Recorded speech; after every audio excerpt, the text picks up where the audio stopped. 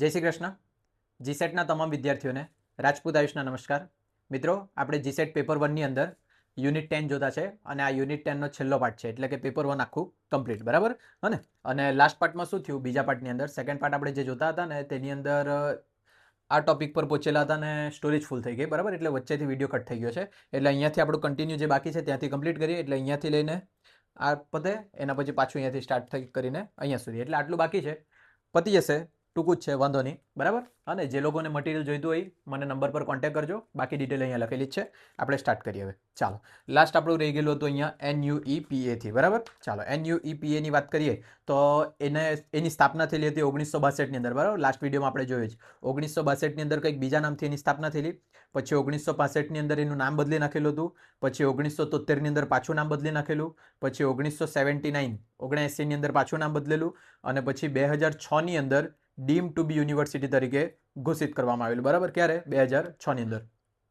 બધા વર્ષ એનું શું નામ કન્વર્ટ કરેલું તે યાદ રાખજો. એટલે છેલ્લે 2006ની અંદર એને ડીમ ટુ બી યુનિવર્સિટીનું બિરુદ મળ્યું, ત્યાર સુધી એના નામ બદલાયા કરેલા. કયા વર્ષમાં શું નામ હતું બધું યાદ રાખવાનું, ગમે તે પૂછી શકે. હવે એની વાત કરીએ તો એનો હેતુ શું હતો? તે શૈક્ષણિક આયોજન વિભાગ, શૈક્ષણિક નાણાં વિભાગ, શૈક્ષણિક વ્યવસ્થાપન માહિતી પ્રણાલી વિભાગ, શૈક્ષણિક વહીવટી વિભાગ, શૈક્ષણિક નીતિ વિભાગ, ટૂંકમાં બધું શિક્ષણને લગતા વિભાગો જેટલા છે ને એ બધા વિભાગ, ઉચ્ચ અને વ્યવસાયિક શિક્ષણ વિભાગ, આ જેટલા બી વિભાગ છે ને એમના તાલીમ અને ક્ષમતા નિર્માણ વિભાગ, બધા વિભાગ માટે શું પણ એ બધા વિભાગોને હળીમળીને પછી કામ કરાવતું હશે એવું કંઈક હશે. ક્ષમતા નિર્માણ વિભાગ ઉચ્ચ શિક્ષણમાં નીતિ સંશોધન કેન્દ્ર અને રાષ્ટ્રીય શાળા નેતૃત્વ કેન્દ્ર જેવા વિશિષ્ટ વિભાગો દ્વારા કાર્ય કરે, બરાબર? હા, એટલે આ જે છે ને આ ટોટલ જેટલા બી વિભાગો બોલ્યા ને, આ શૈક્ષણિક આયોજન વિભાગ, શૈક્ષણિક નાણાં વિભાગ, આ બધા જે છે ને તે આના મુખ્ય વિભાગ છે, એટલે કે આના અંડર કામ કરે છે, બરાબર? હા, ધ્યાન રાખજો, આના અંડર કામ કરતા આ બધા વિભાગો છે અને એ જેટલા બી કામ કરશે તે બધા આની પરવાનગી અને આની દેખરેખ હેઠળ કરશે. ચાલો, એના પછી છે NCERT, બરાબર? NCERT બધાએ સાંભળેલું બી હશે. એનું ફૂલ ફોર્મ યાદ રાખજો સૌથી પહેલાં તો. અને આ વખતે તો સ્ટોરેજ ખાલી કરીને આવ્યો છે, પણ વિડીયો ચાલુ છે કે ચેક કરી લે. ચાલો, national council of educational research and training, બરાબર? એનું ફૂલ ફોર્મ યાદ રાખજો, national council of educational research and training, NCERTનું એનું ફૂલ ફોર્મ. પછી ઇસ્ટાબ્લિશ યર એટલે કે સ્થાપના વર્ષ છે 1961, 1961ની અંદર એની સ્થાપના થયેલી હતી NCERTની, જેનું જે હેડક્વાર્ટર છે, મુખ્ય મથક તે દિલ્હીની અંદર છે, નવી દિલ્હીની અંદર, ન્યૂ દિલ્હી, યાદ રાખજો. પછી આ જે છે સંસ્થાકીય દરજ્જો અને ધ્યેયની વાત કરીએ ને એના, તો NCERT એ ભારત સરકાર દ્વારા રચાયેલી એક સ્વાયત્ત સંસ્થા છે જેની પ્રાથમિક ભૂમિકા ભારતમાં અનેક સરકારી અને ખાનગી શાળાઓને ગુણવત્તાયુક્ત શિક્ષણ પ્રદાન કરીને મદદ કરવાની છે, બરાબર? NCERTનું કામ છે ને સ્કૂલ એજ્યુકેશનને લગતું છે. પછી એ ગવર્મેન્ટ સ્કૂલ હોય કે પ્રાઇવેટ સ્કૂલ હોય, બધી સ્કૂલ માટે NCERT જ લાગુ પડે, બરાબર? ચાલો, આગળ જોઈએ. એના અભ્યાસક્રમ અને અભ્યાસ સામગ્રીના વિકાસની વાત કરીએ ને તો તે ધોરણ 1થી લઈને 12 માટે શૈક્ષણિક અભ્યાસક્રમ સામગ્રી પૂરી પાડવા માટે જવાબદાર છે. એટલે ધોરણ 1થી લઈને 12 સુધીમાં જેટલું બી સિલેબસ હોય ને એ બધું સિલેબસ NCERT પૂરું પાડે, બરાબર? સિમ્પલ વર્ડમાં સમજ પડી જાય તેવું જ છે. પછી નીતિગત સલાહકાર ભૂમિકા તરીકે, એટલે કે NCERT એ એક સલાહકાર સંસ્થા છે જે શાળા સ્તરના શિક્ષણની ગુણવત્તા વધારવા માટે નીતિઓ અને કાર્યક્રમો પર કેન્દ્ર અને રાજ્ય સરકારનો માર્ગદર્શન આપે, બરાબર? એટલે કે સ્કૂલ એજ્યુકેશનને લગતા જે બી નિર્ણય લેવાના હોય ને, સરકાર, રાજ્ય સરકાર હોય કે પછી કેન્દ્ર સરકાર હોય, એ બધાના માટે સલાહકાર તરીકેનું બે કામ કરે NCERT. થોડુંક ફટાફટ લેવા પડશે આપણે, કેમ કે લાંબુ છે ઘણું, હા ને? ચાલો, નહીં તો વધારે લાંબુ થઈ જાય ને તો પાછું જોવાનું તમને કંટાળો આવતો છે. ચાલો, અંદર જોઈએ. એમાં ઐતિહાસિક વિલીનીકરણ, બરાબર? આજે NCERT સ્થપાયેલું ને તો તેમાં ટોટલ 7 ગવર્મેન્ટ ઓર્ગેનાઇઝેશનને છે ને મિક્સ કરીને એક નવી સ્ટાર્ટ કરાયેલી હતી NCERT, બરાબર? યાદ રાખજો, 7 ગવર્મેન્ટ ઓર્ગેનાઇઝેશન્સ હતી, 7. એ 7ને મર્જ કરીને એક નવી આવેલી હતી NCERT. તો એ 7ના તમારે નામ યાદ રાખવા પડશે. The central institute of education, the central bureau of text book research, the central bureau of educational and vocational guidance. વાંચી શકે તમે, બરાબર? એ 7 જે છે નામ મોડે કરવાના. એ લોકો પૂછી શકે કે NCERTની અંદર મર્જ થયેલી સંસ્થાઓ, ઓર્ગેનાઇઝેશનોમાંથી નીચેના પૈકી કઈ નથી, અને એવી રીતના ગમે તે સવાલ પૂછી શકે. તો એ 7 યાદ રાખજો, એ 7 મર્જ થઈને NCERT આવેલું હતું.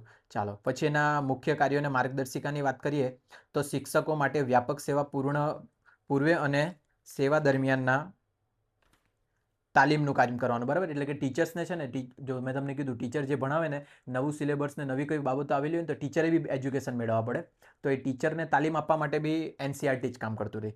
પછી આગળ જોઈએ થોડુંક. સ્કૂલની ફેકલ્ટી ડેવલપ કરવાનું, પછી ડિજિટલ કંઈક મૂકવાનું હોય શાળાની અંદર, આ બધી વસ્તુ માટે એનસીઆરટી. ટૂંકમાં મેં તમને એમ કેમ ને કે સ્કૂલ એજ્યુકેશનને લગતું ધોરણ 1થી લઈને ધોરણ 12 સુધીનું જેટલા બી મોટે ભાગના નિર્ણય રહે, સિલેબસ રહે, અંદર જે કંઈ બી કામકાજ કરવાનું હોય ને બધું એનસીઆરટી દ્વારા થાય. બરાબર, વાંચજો, સિમ્પલ છે. ચાલો, એના પછી જોઈએ આપણે એસસીઆરટી. બરાબર, SCERT એનું ફૂલ ફોર્મ યાદ રાખજો. સૌથી પહેલાં તો state council of educational research and training. બરાબર, state council of educational research and training full form યાદ રાખજો ખાસ કરીને. આ જે છે રાષ્ટ્રીય શિક્ષણ નીતિ NPE 1986ની ભલામણો અનુસાર. બરાબર, એ બી આપણે જોવાના છે. આ બાજુ કોઈક જગ્યા આવશે 1986 NPE દેખાય. અને એ એટલે જે અંદર નાની વસ્તુ આવતી છે ને તે પછી ડિટેલમાં આપણે આગળ ભણવાના જ છે બધી વસ્તુ. એટલે છે ને ત્યારે એવું નહીં વિચારવાનું કે આ શું છે. આખું 10 યુનિટ પતી જાય ને પછી તમારું બધું ક્લિયર થઈ જશે. ચાલો, તો આ જે છે SCERT એ NPE 1986ની ભલામણ અનુસાર શાળા શિક્ષણની ગુણવત્તા સુધારવા માટે શૈક્ષણિક સંસાધન સહાય પૂરી પાડે. બરાબર, હા ને, શાળાની અંદર શિક્ષણ સુધારવા માટે શૈક્ષણિક સહાય પૂરી પાડે, એ સંસાધન પૂરા પાડે. જેમ કે કમ્પ્યુટરની જરૂર હોય તો કમ્પ્યુટર પૂરા પાડે. હવે જો એવું તમે એમ પાછા કહે કે આ બી સરખું જ કામ કરે, આ બી સરખું જ કામ કરે, પણ આ જે છે ને તે નેશનલ લેવલે કામ કરે, આ સ્ટેટ લેવલે કામ કરે, એમ. હા ને, બધાનું. હવે તમે એવું બી નહીં કહી શકે ને કે એક શાળાની અંદર કમ્પ્યુટર આવતા છે તો એક જ જગ્યાએથી એક જ જણ આપતું હશે. હા ને, વસ્તુ એક્ઝામ્પલ આપતો છે. બરાબર, તો બહુ અલગ અલગ સંસ્થાઓ જોડાયેલી લે. જે સંસ્થા પાસેથી તમારું અપ્રુવમેન્ટ્સ મળી જાય ત્યાંથી તમને પૈસા કે પછી જે સંસાધન જોઈતા હોય તે મળી જાય. બરાબર, એટલે બધા શક્યતા છે કે એક જ હરકા કામ એકથી વધારે સંસ્થા બી કરતી રહે, એકથી વધારે ઓર્ગેનાઇઝેશન બી કરતી રહે, એટલે ગુચવાતા નહીં એવી રીતના.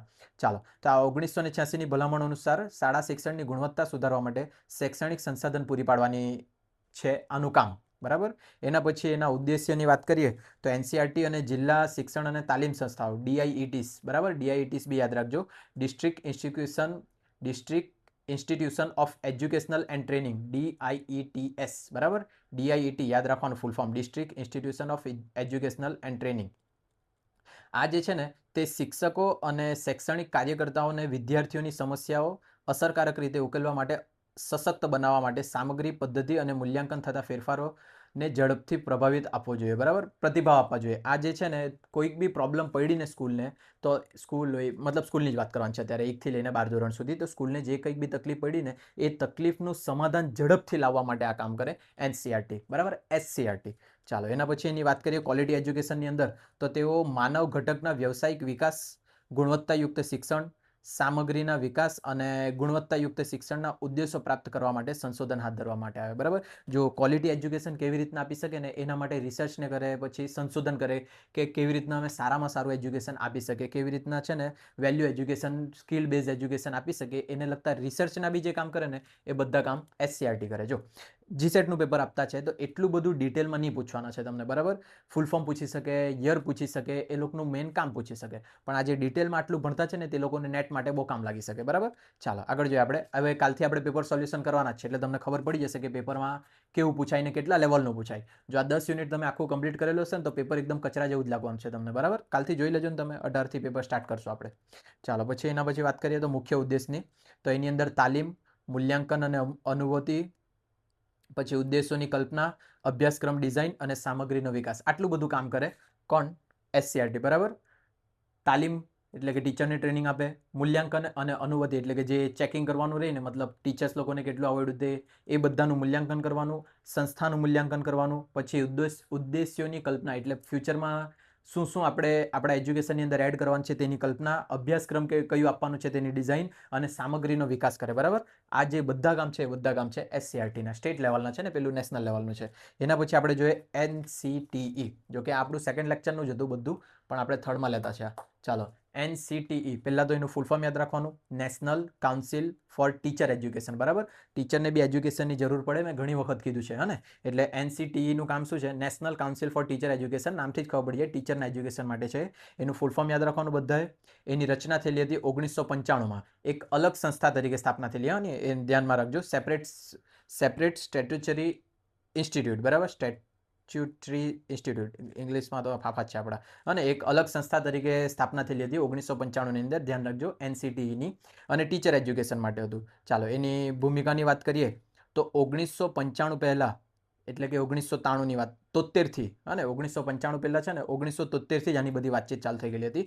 તે શિક્ષક શિક્ષણના વિકાસ અને પ્રગતિ પર દેખરેખ રાખવા માટે સરકારી સલાહકાર સંસ્થા તરીકે અસ્તિત્વમાં હતી, બરાબર. એટલે છે ને આ જે 1973થી આ હતી જ સંસ્થા, એ સંસ્થા કામ શું કરતી, જે શિક્ષકને તાલીમ આપવાનું ને તેના એક સલાહકાર તરીકે કામ કરતી હતી પહેલા, અને ક્યારે 1973થી. પછી જઈને છે ને 1995ની અંદર એને છે ને એક અલગથી પોતાની જ પેલી શું કહેવાય ઇન્સ્ટિટ્યૂટ તરીકે જાહેર કરી દીધી 1995માં. અને આ હવે જાતે પોતે એક સંસ્થા છે અને એ સંસ્થા ટીચરના એજ્યુકેશન શિક્ષણ તાલીમ માટે શિક્ષકના તાલીમ માટે જવાબદાર છે, બરાબર. પાછું કહી દેતો છે 1973માં જ્યારે હતું ને ત્યારે એક સલાહકાર તરીકે કામ કરતી તાલીમ માટેના. સરકાર જે શિક્ષકને તાલીમ આપવાના હોય ને તો એ શિક્ષકને તાલીમ આપવા માટે ખાલી એક સલાહકાર તરીકે કામ કરતી હતી 1973થી.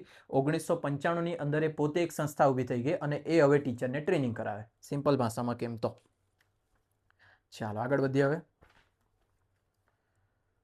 આની વાત કરીએ તો તે સમગ્ર દેશમાં શિક્ષણ પ્રણાલીનો આયોજિત અને સંકલિત વિકાસ પ્રાપ્ત કરે છે, બરાબર. એનો મેઇન વિકાસ પ્રાપ્ત કરવાનો હેતુ એ જ છે કે આખા ઓલ ઓવર ઇન્ડિયાની અંદર સમગ્ર દેશની અંદર શિક્ષકોને તાલીમ મળી રહેવા જોઈએ, બરાબર. એના નામથી જ ખબર પડી ગઈ આપણને. એના ધોરણો અને નિયમોનું નિયમન કરવાનું, એની વાત કરીએ તો શિક્ષણ જો શિક્ષક ટીચર શિક્ષણ એટલે કે શિક્ષકોને તાલીમ આપવાની, બરાબર. એ બે વખત શિક્ષક નહીં વાંચતા. શિક્ષક શિક્ષણ પ્રણાલીમાં ધોરણો અને ધોરણોનું નિયમન અને યોગ્ય રીતે જાળવણી કરવાની વાત કરી છે એમાં. હવે એની અંદર જે છે ને તેમાં વિવિધ તબક્કાઓ અને શિક્ષણના પ્રકારોમાં શિક્ષણ આપવા માટે વ્યક્તિઓને તાલીમ આપો, જેમાં નીચેનાનો સમાવેશ થાય. એને કોને કોને તાલીમ આપવાની તે તો સૌથી પહેલાં pre primary, primary, secondary, senior secondary, આ બધા જેટલા બી સ્કૂલના છે ને, પ્રાઇમરી સ્કૂલના હોય, પ્રી પ્રાઇમરી સ્કૂલના હોય, સેકન્ડરી સ્કૂલના હોય, સિનિયર સેકન્ડરીના હોય, પછી આ બધા ટીચરોને શિક્ષણ માટેની તાલીમ અપાવી જોઈએ, બરાબર. એવું મેઇન હેતુ છે આનો. અમે પછી બીજું non formal, part time, adult education and distance education, આ બધાનો બી સમાવેશ આની અંદર કરી દે, બરાબર. અને એટલે ટૂંકમાં જેટલા બી સંસ્થાઓ છે, પછી પ્રાઇવેટ છે, ગવર્મેન્ટ છે, પણ ટોટલી બધી સંસ્થાઓનો સમાવેશ આની અંદર થઈ જાય જે તમારી એજ્યુકેશન સાથે જોડાયેલી છે. એ ત્યાંના બધા શિક્ષકોને તમારે તાલીમ આપવાની છે. કયા હેઠળ? NCTA હેઠળ 1995માં, યાદ રાખવાનું. પછી છે RMSA. RMSAનું ફૂલ ફોર્મ પહેલાં યાદ રાખજો, રાષ્ટ્રીય માધ્યમિક શિક્ષા અભિયાન, બરાબર. RMSA રાષ્ટ્રીય માધ્યમિક શિક્ષા અભિયાન ગોખી નાખજો. એ લોન્ચ થવાની તારીખ બી યાદ રાખવાની છે, માર્ચ 2009. માર્ચ 2009ની અંદર એનું લોન્ચ થયેલું હતું. પછી એના સ્પોન્સર કોણે કરેલું હતું તેની વાત કરીએ ને તો તે ભારત સરકારના માનવ સંસાધન વિકાસ મંત્રાલયની કેન્દ્રીય રીતે સ્પોન્સર યોજના છે, બરાબર. કોની હેઠળ? Ministry of human resource development, બરાબર. MHRD આને સ્પોન્સર કર્યું છે અને એના દ્વારા જ આ રચાયેલું છે. RMSA રાષ્ટ્રીય માધ્યમિક શિક્ષા અભિયાન, બરાબર. રાષ્ટ્રીય માધ્યમિક શિક્ષા અભિયાન જે લોન્ચ થયેલું હતું માર્ચ 2009ની અંદર, જેની અંદર સ્પોન્સર કરનાર હતા MHRD, બરાબર. મેઇન 3 જ આ વસ્તુ છે. એના ઉદ્દેશ્યની વાત કરીએ તો આ યોજના સમગ્ર ભારતમાં જાહેર શાળાઓમાં માધ્યમિક શિક્ષણના વિકાસ માટેની છે, બરાબર. ટોટલી બધું એજ્યુકેશનને લગતી જ સંસ્થા છે, એટલે એજ્યુકેશનને માટે જ કામ કરવાની છે, એટલે બધું નજીકનું સેમ જ આવશે. જોજો આ યોજના જે સ્ટાર્ટ કરાયેલી ને તે સમગ્ર ભારતની જાહેર શાળાઓમાં, બરાબર, ખાનગી શાળાઓની નહીં, ખાલી જાહેર શાળાઓમાં માધ્યમિક શિક્ષણના વિકાસ માટે છે, બરાબર. જેવી શિક્ષણ થતું છે ને એના વિકાસ માટે છે, પણ ખાલી જાહેર શાળા માટે, બરાબર. એ લોકો ઓપ્શનની અંદર ખાનગી શાળા બી લખી શકે, ગુચવાતા નહીં. એના ઓબ્જેક્ટિવ્સની વાત કરીએ તો બધી માધ્યમિક શાળાઓને નિર્ધારિત ધોરણોનું પાલન કરાવીને તેમને નિર્ધારિત ધોરણો સાથે સુસંગત બનાવીને માધ્યમિક સ્તરે આપવામાં આવતા શિક્ષણની ગુણવત્તામાં સુધારો કરવાનો, બરાબર. જે માધ્યમિક સ્તરે શિક્ષણ આપવામાં આવે ને એ એજ્યુકેશનમાં સુધારો કરવા માટે RMSAની સ્થાપના થયેલી માર્ચ 2009ની અંદર. MHRD એને સ્પોન્સર કરેલું, બધા પૈસા એણે આપેલા હતા, બરાબર. એના પછી આપણે જોઈએ તો રિમૂવ બેરિયર, માધ્યમિક શિક્ષણના લિંગ, સામાજિક, આર્થિક અને અપંગતાના અવરોધોને દૂર કરવા. તમે એજ્યુકેશનની અંદર જોઈએ તો જાતિને લગતા ભેદભાવ નહીં થવા જોઈએ, બરાબર. પછી સ્ત્રી પુરુષ લિંગને લગતા ભેદભાવ નહીં રહેવા જોઈએ. સામાજિક એટલે કે પછી સમાજની અંદર ઊંચી જાતિ નીચી જાતિ એવા બધા ભેદભાવ નહીં રહેવા જોઈએ. ગરીબ ને અમીરવાળા ભેદભાવ નહીં રહેવા જોઈએ. આ બધા ભેદભાવ દૂર કરવા માટે આ સ્ટાર્ટ થયેલું હતું RMSA, બરાબર. એના પછી યુનિવર્સલ એક્સેસની વાત કરીએ તો સાર્વત્રિક એક્સેસ, હા ને, બધી જગ્યાથી એક્સેસ કરી શકાય તેવું.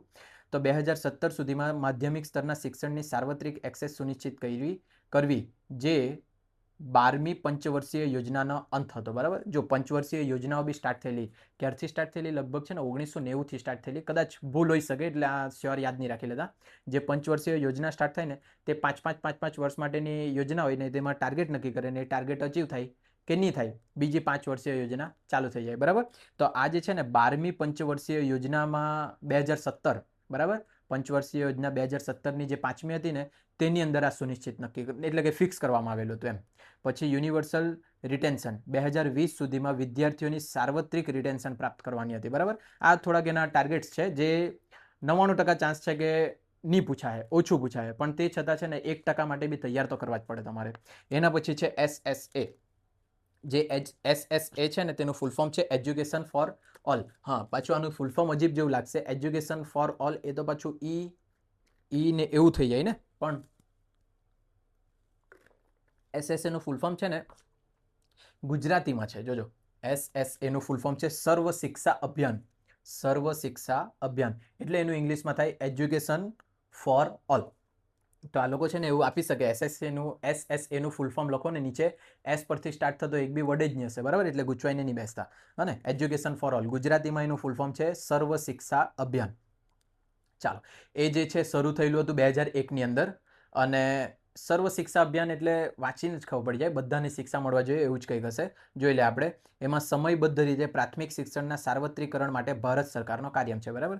જો તમે જોઈને તો પ્રાઇમરી એજ્યુકેશન 1 થી લઈને 6 ધોરણ સુધી કે 1 થી લઈને 5 ધોરણ સુધી છે ને બધા વિદ્યાર્થીને ફ્રી એજ્યુકેશન મળવું જ જોઈએ, બરાબર. એ આને આભારી છે, SSA ને અંદર આભારી. પછી આ જે છે ને તેમાં બંધારણના 86 માં સુધારો કરીને કલમ 21A સાથે સુસંગત છે, બરાબર. એટલે કે બંધારણની કલમ, આપણે અહીંયા બધી કલમ જોવાના જ છે, બધી કલમ જોવાના છે. કલમની અંદર સ્પેશિયાલિટી શું છે તે બી જોવાની છે ને બધા યાદ બી રાખવાની છે. ચાલો, એ ત્યારે આપણે વાત કરશું. તો તેની અંદર છે ને જેણે 6 થી 14 વર્ષની વયના બાળકો માટે મફત અને ફરજિયાત શિક્ષણને મૂળભૂત અધિકાર બનાવ્યો છે. મેં તમને કીધું ને કે તમારા 1 થી લઈને 6 ધોરણ સુધી, તેની જગ્યાએ એક્ઝેક્ટ વર્ષ યાદ રાખજો. જે ઉંમર હોય ને બાળકની 6 થી લઈને 14 વર્ષની ઉંમર સુધી બધા બાળકને કમ્પલસરી એજ્યુકેશન મળવા જોઈએ.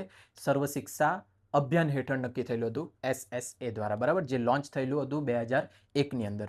પછી એની અંદર એક સ્લોગન બોલાયેલું હતું, પડે ભારત બડે ભારત. સાંભળેલું હશે લગભગ તમે, પડે ભારત બડે ભારત. એ જે છે ને તે SSA નું સ્લોગન હતું. પૂછી શકે MCQ ની અંદર, બરાબર. ધ્યાનમાં રાખજો SSA નું સ્લોગન શું હતું, પડે ભારત બડે ભારત. યાદ રાખી લેજો. આ રાષ્ટ્રવ્યાપી પેટા કાર્યક્રમ છે આ. ચાલો, એની વાત કરીએ તો એના મુખ્ય ઉદ્દેશો અને માળખાકીય સુવિધાઓની વાત કરીએ તો તેમાં નવી શાળાઓ અને માળખાકીય સુવિધાઓ, પછી ગુણવત્તાયુક્ત શિક્ષણ, શિક્ષકનો વિકાસ એટલે કે ટીચર એજ્યુકેશન, આ બધી વસ્તુનો સમાવેશ એની અંદર કરી લેવાય. સિમ્પલ ભાષામાં આવડી જાય તેવું જ છે. હવે એની અંદર જે જાતિઓ જનજાતિઓ બધાનો સમાવેશ કરી લે. ST SC વાળાને બી એજ્યુકેશન મળવા જોઈએ, પછી મુસ્લિમ લઘુમતી વાળાને બી એજ્યુકેશન મળવા જોઈએ, પછી ભૂમિહીન ખેતમજૂરો હોય કે અન્ય બાકાત વર્ગો જેટલા બી હોય ને ટોટલી બધાને 6 થી લઈને 14 વર્ષ સુધીના બાળકો બધાને ફ્રી એજ્યુકેશન મળવું જ જોઈએ, કમ્પલસરી, બરાબર. પછી ST વાળો હોય, SC વાળો હોય, મુસ્લિમ હોય, માઇનોરિટી હોય કે મેજોરિટી હોય, કંઈ ફરક નહીં પડે એમાં. પછી ગરીબ હોય, અમીર હોય, બધાને મળવા જોઈએ. કયા પ્રમાણે SSA તમે જોઈને તો ગવર્મેન્ટે બહુ બધી ટ્રાય કરી છે કે સારામાં સારું આપી શકે બધી જગ્યાએ, પણ પાલન જ નથી થતું બધી જગ્યાએ. તમે જુઓ ને તો ગામડાના હજુ બી બધા વિદ્યાર્થીઓ જે નાના નાના બાળકો મજૂરી પર જતા રહે, ભણવા માટે મોકલે જ નહીં એમના વાલી. તો ગવર્મેન્ટે થોડુંક ધ્યાન રાખવા જોઈએ આ બધી વસ્તુનું. કેમ ખબર? કેમ કે હવે જે મજૂર છે, મજૂરના બાળકો મજૂરી જ કર્યા કરશે ને તો એ લોકો હાઈ પેલી લાઈફસ્ટાઈલ જોઈ જ નહીં શકશે, ને જોશે ને ત્યાર સુધી, તમે જ્યાર સુધી કઈ વસ્તુ જોઈ ને ત્યાર સુધી એને મેળવવાની ઈચ્છા જ નહીં આવે તમારી અંદર, બરાબર. એટલે એ લોકોનું આખું જીવન મજૂરી તરીકે જ દેખાતું હોય. પણ એ બધી વાત પછી, બરાબર. એટલે ધ્યાન રાખજો, જેટલા બી છે આખા દેશની અંદર એ બધાને ફ્રી અને પ્રાઇમરી એજ્યુકેશન મળવા જોઈએ. પછી એના ખાસ જરૂરિયાત ને વિવિધતાની વાત કરીએ તો પારંપરિક રીતે બાકાત વર્ગોના બાળકોની શૈક્ષણિક જરૂરિયાતોને સમજો અને પૂરી કરો, બરાબર. અને એનું કામ શું હતું? ખાસ જરૂરિયાત, પારંપરિક રીતે જે બાકાત વર્ગો રહી ગયેલા છે ને, ભણવાથી બાકાત રહી ગયેલા ને, તેમની શૈક્ષણિક જરૂરિયાતોને સમજો અને તેને પૂરું કરવાનું છે, બરાબર. કોના દ્વારા? SSA દ્વારા, બરાબર. એને નક્કી કરેલું છે એમાં. પછી જેમાં છોકરીઓ વિશેષ જરૂરિયાતો ધરાવતા બાળકો, જેમ કે પેલા અપંગ હોય, દિવ્યાંગ હોય, બરાબર, આંખે દેખાતું નહીં હોય, તમે બધાને ખબર હોય ને તો GSET નેટના પેપરની અંદર દિવ્યાંગ બાળકો બી પેપર આપી શકે. એ લોકો માટે થોડીક અલગ સુવિધાઓ બી નક્કી હોય, ને. પછી લર્નિંગ ડિસેબિલિટી, બરાબર. કોઈકને વિદ્યાર્થીઓને છે ને લર્નિંગ ડિસેબિલિટી બી હોય, જેમાં માઇન્ડથી થોડોક વીક હોય પોયરો. જેમ કે તમે પેલું તારે જમીન પર જોયેલું હશે ને, તો તેની અંદર જે એને કોઈક ડિસઓર્ડર બીમારી હતી ને, તેવા બીમારીવાળા વિદ્યાર્થીઓ માટે બી બધી ટૂંકમાં છે ને જેવા બધા વિદ્યાર્થીઓ છે ને જેને ઓછું ગણવામાં આવે ને એ બધાના સહાય માટે SSA સ્ટાર્ટ થયેલું હતું, બરાબર. ચાલો જોઈએ આગળ એમાં શું છે તે.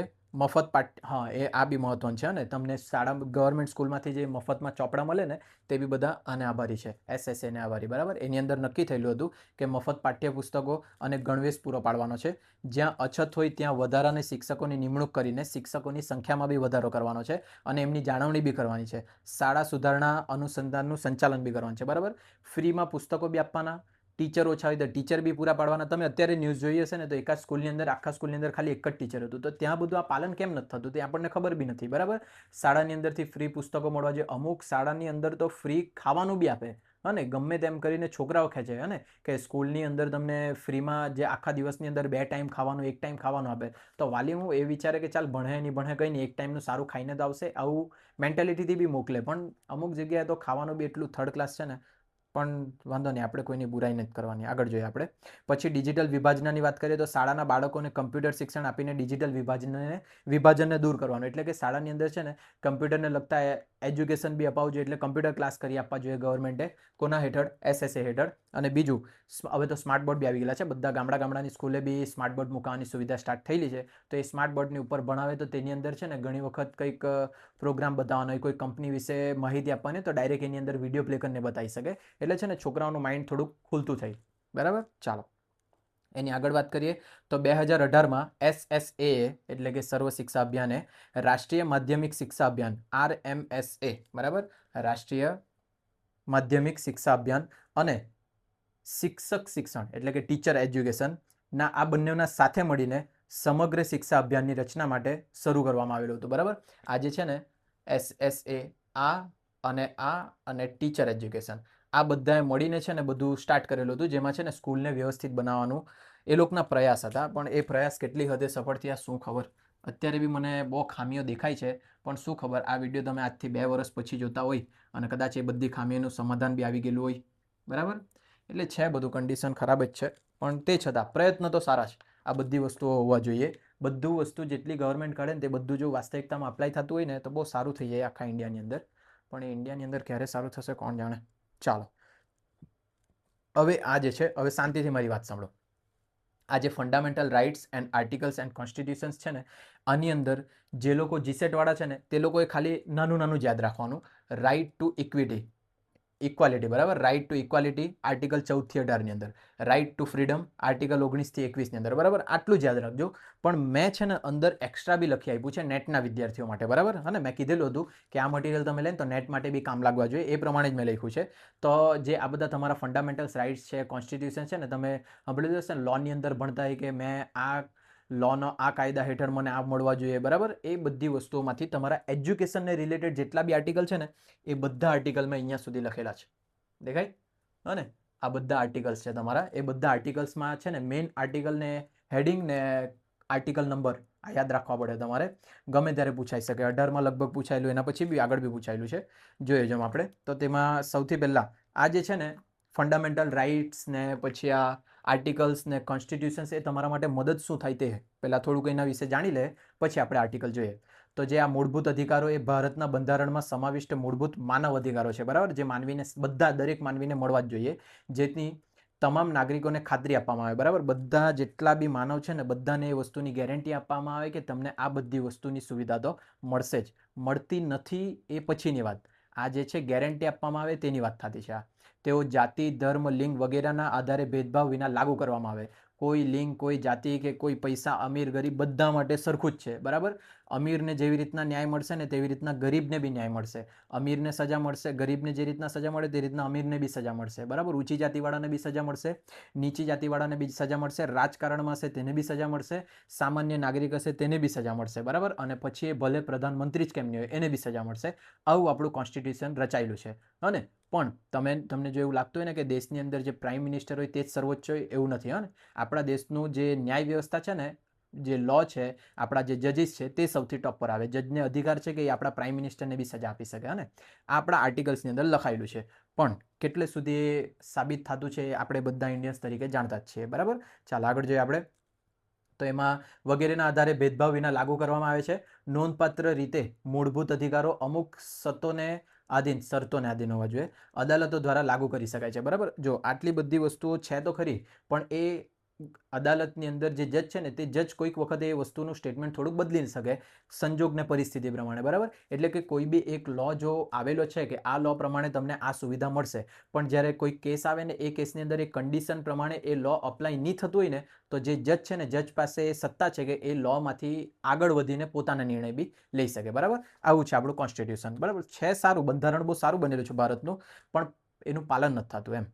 પછી એ બંધારણની ખાતરીની વાત કરીએ તો તેઓ બંધારણમાં સમાવેશ છે કે જે તેમને ખાતરી આપે છે, બરાબર. આ બંધારણની અંદર લખાયેલું છે કે તમને આ બંધારણના બધા લાભ મળશે.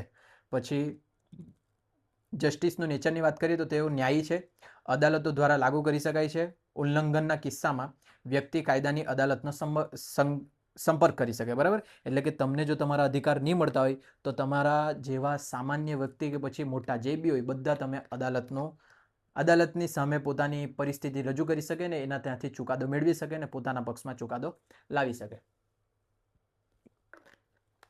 શું કહેવા માંગુ ખબર પડે? આર્ટિકલ્સની અંદર જે તમને હક મળ્યા છે ને એ બધા હક જો તમને એમાંથી કોઈ બી એકમાંથી તમને બાકાત રાખે ને કોઈ, તો તમે અદાલતની અંદર જઈને પોતાનો હક માંગી શકે, બરાબર. અદાલત તમને ચુકાદો આપશે, જઈને લઈ લેજો.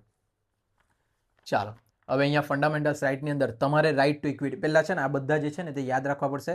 રાઇટ ટુ ઇક્વિટી એટલે કે સમાનતાનો અધિકાર. પછી એ સ્ત્રી પુરુષની બી સમાનતા હોઈ શકે, પછી જાતિવાદની બી સમાનતા હોઈ શકે, અમીર ગરીબની બી સમાનતા હોઈ શકે, બરાબર. દરેક વ્યક્તિ સમાન છે. રસ્તા પર ગાડી ચલાવવાનો અધિકાર જેટલો અમીરનો છે તેટલો જ ગરીબનો બી છે, બરાબર. રસ્તા પર ચાલવાનો અધિકાર જેટલો નેતાનો છે તેટલો સામાન્ય નાગરિકનો બી છે. એને કહેવાય રાઇટ ટુ ઇક્વિટી, બરાબર. બધા સમાન છે, બધા માટે બધી વસ્તુ સરખી છે.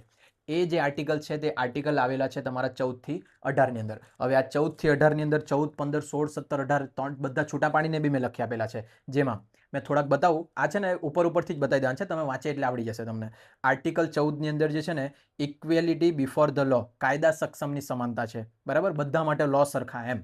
પછી આર્ટિકલ 15 જે છે ને તેની અંદર ધર્મ, જાતિ, જ્ઞાતિ, લિંગ અથવા જન્મ સ્થળના આધારે ભેદભાવ પર પ્રતિબંધ છે, બરાબર.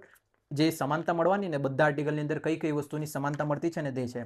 પછી આર્ટિકલ 26ની અંદર જાહેર રોજગારીની બાબતોના તકમાં સમાનતા, બરાબર. બધાને સરખો અધિકાર છે નોકરી મેળવવાનો, એ છે. પછી 18ની અંદર લશ્કરી અથવા શૈક્ષણિક ખિતાબો સિવાય, એટલે કે ખિતાબોની નાબૂદી, એબોલિશન ઓફ ટાઇટલ.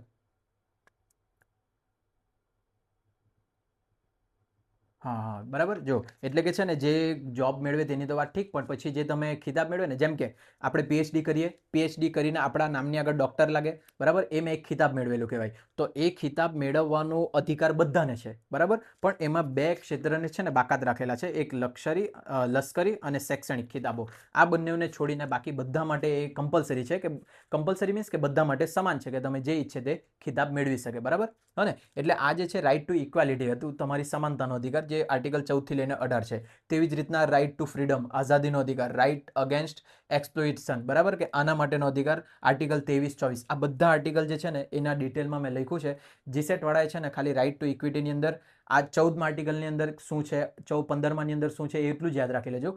અંદર આખું ડિટેલ વાંચવાની બેસતા, બરાબર. હા ને, પણ નેટ આપવાનો હોય ને તો તે લોકોએ અંદર ડિટેલ આખી વાંચવા પડશે, બરાબર. પછી right to freedom of religion, બરાબર. જાતિવાદ માટેની સમાનતાનો અધિકાર જે છે તે આર્ટિકલ 25 થી 28, આર્ટિકલ 29 થી 30, આર્ટિકલ 32, એમ કરીને બધું છે એ બધા તમારે જાતે વાંચી લેવાના, બરાબર. કેમ આ વાંચી લેવાને કીધો છે? કેમ કે આપણે પેલો વિડીયોની અંદર મગજમારી થઈ ગયેલી ને એટલે. બાકી આ બધી વસ્તુ ચલાવતા મેં સિમ્પલ જ છે, બહુ હાર્ડ એટલે કે જરા બી હાર્ડ નથી.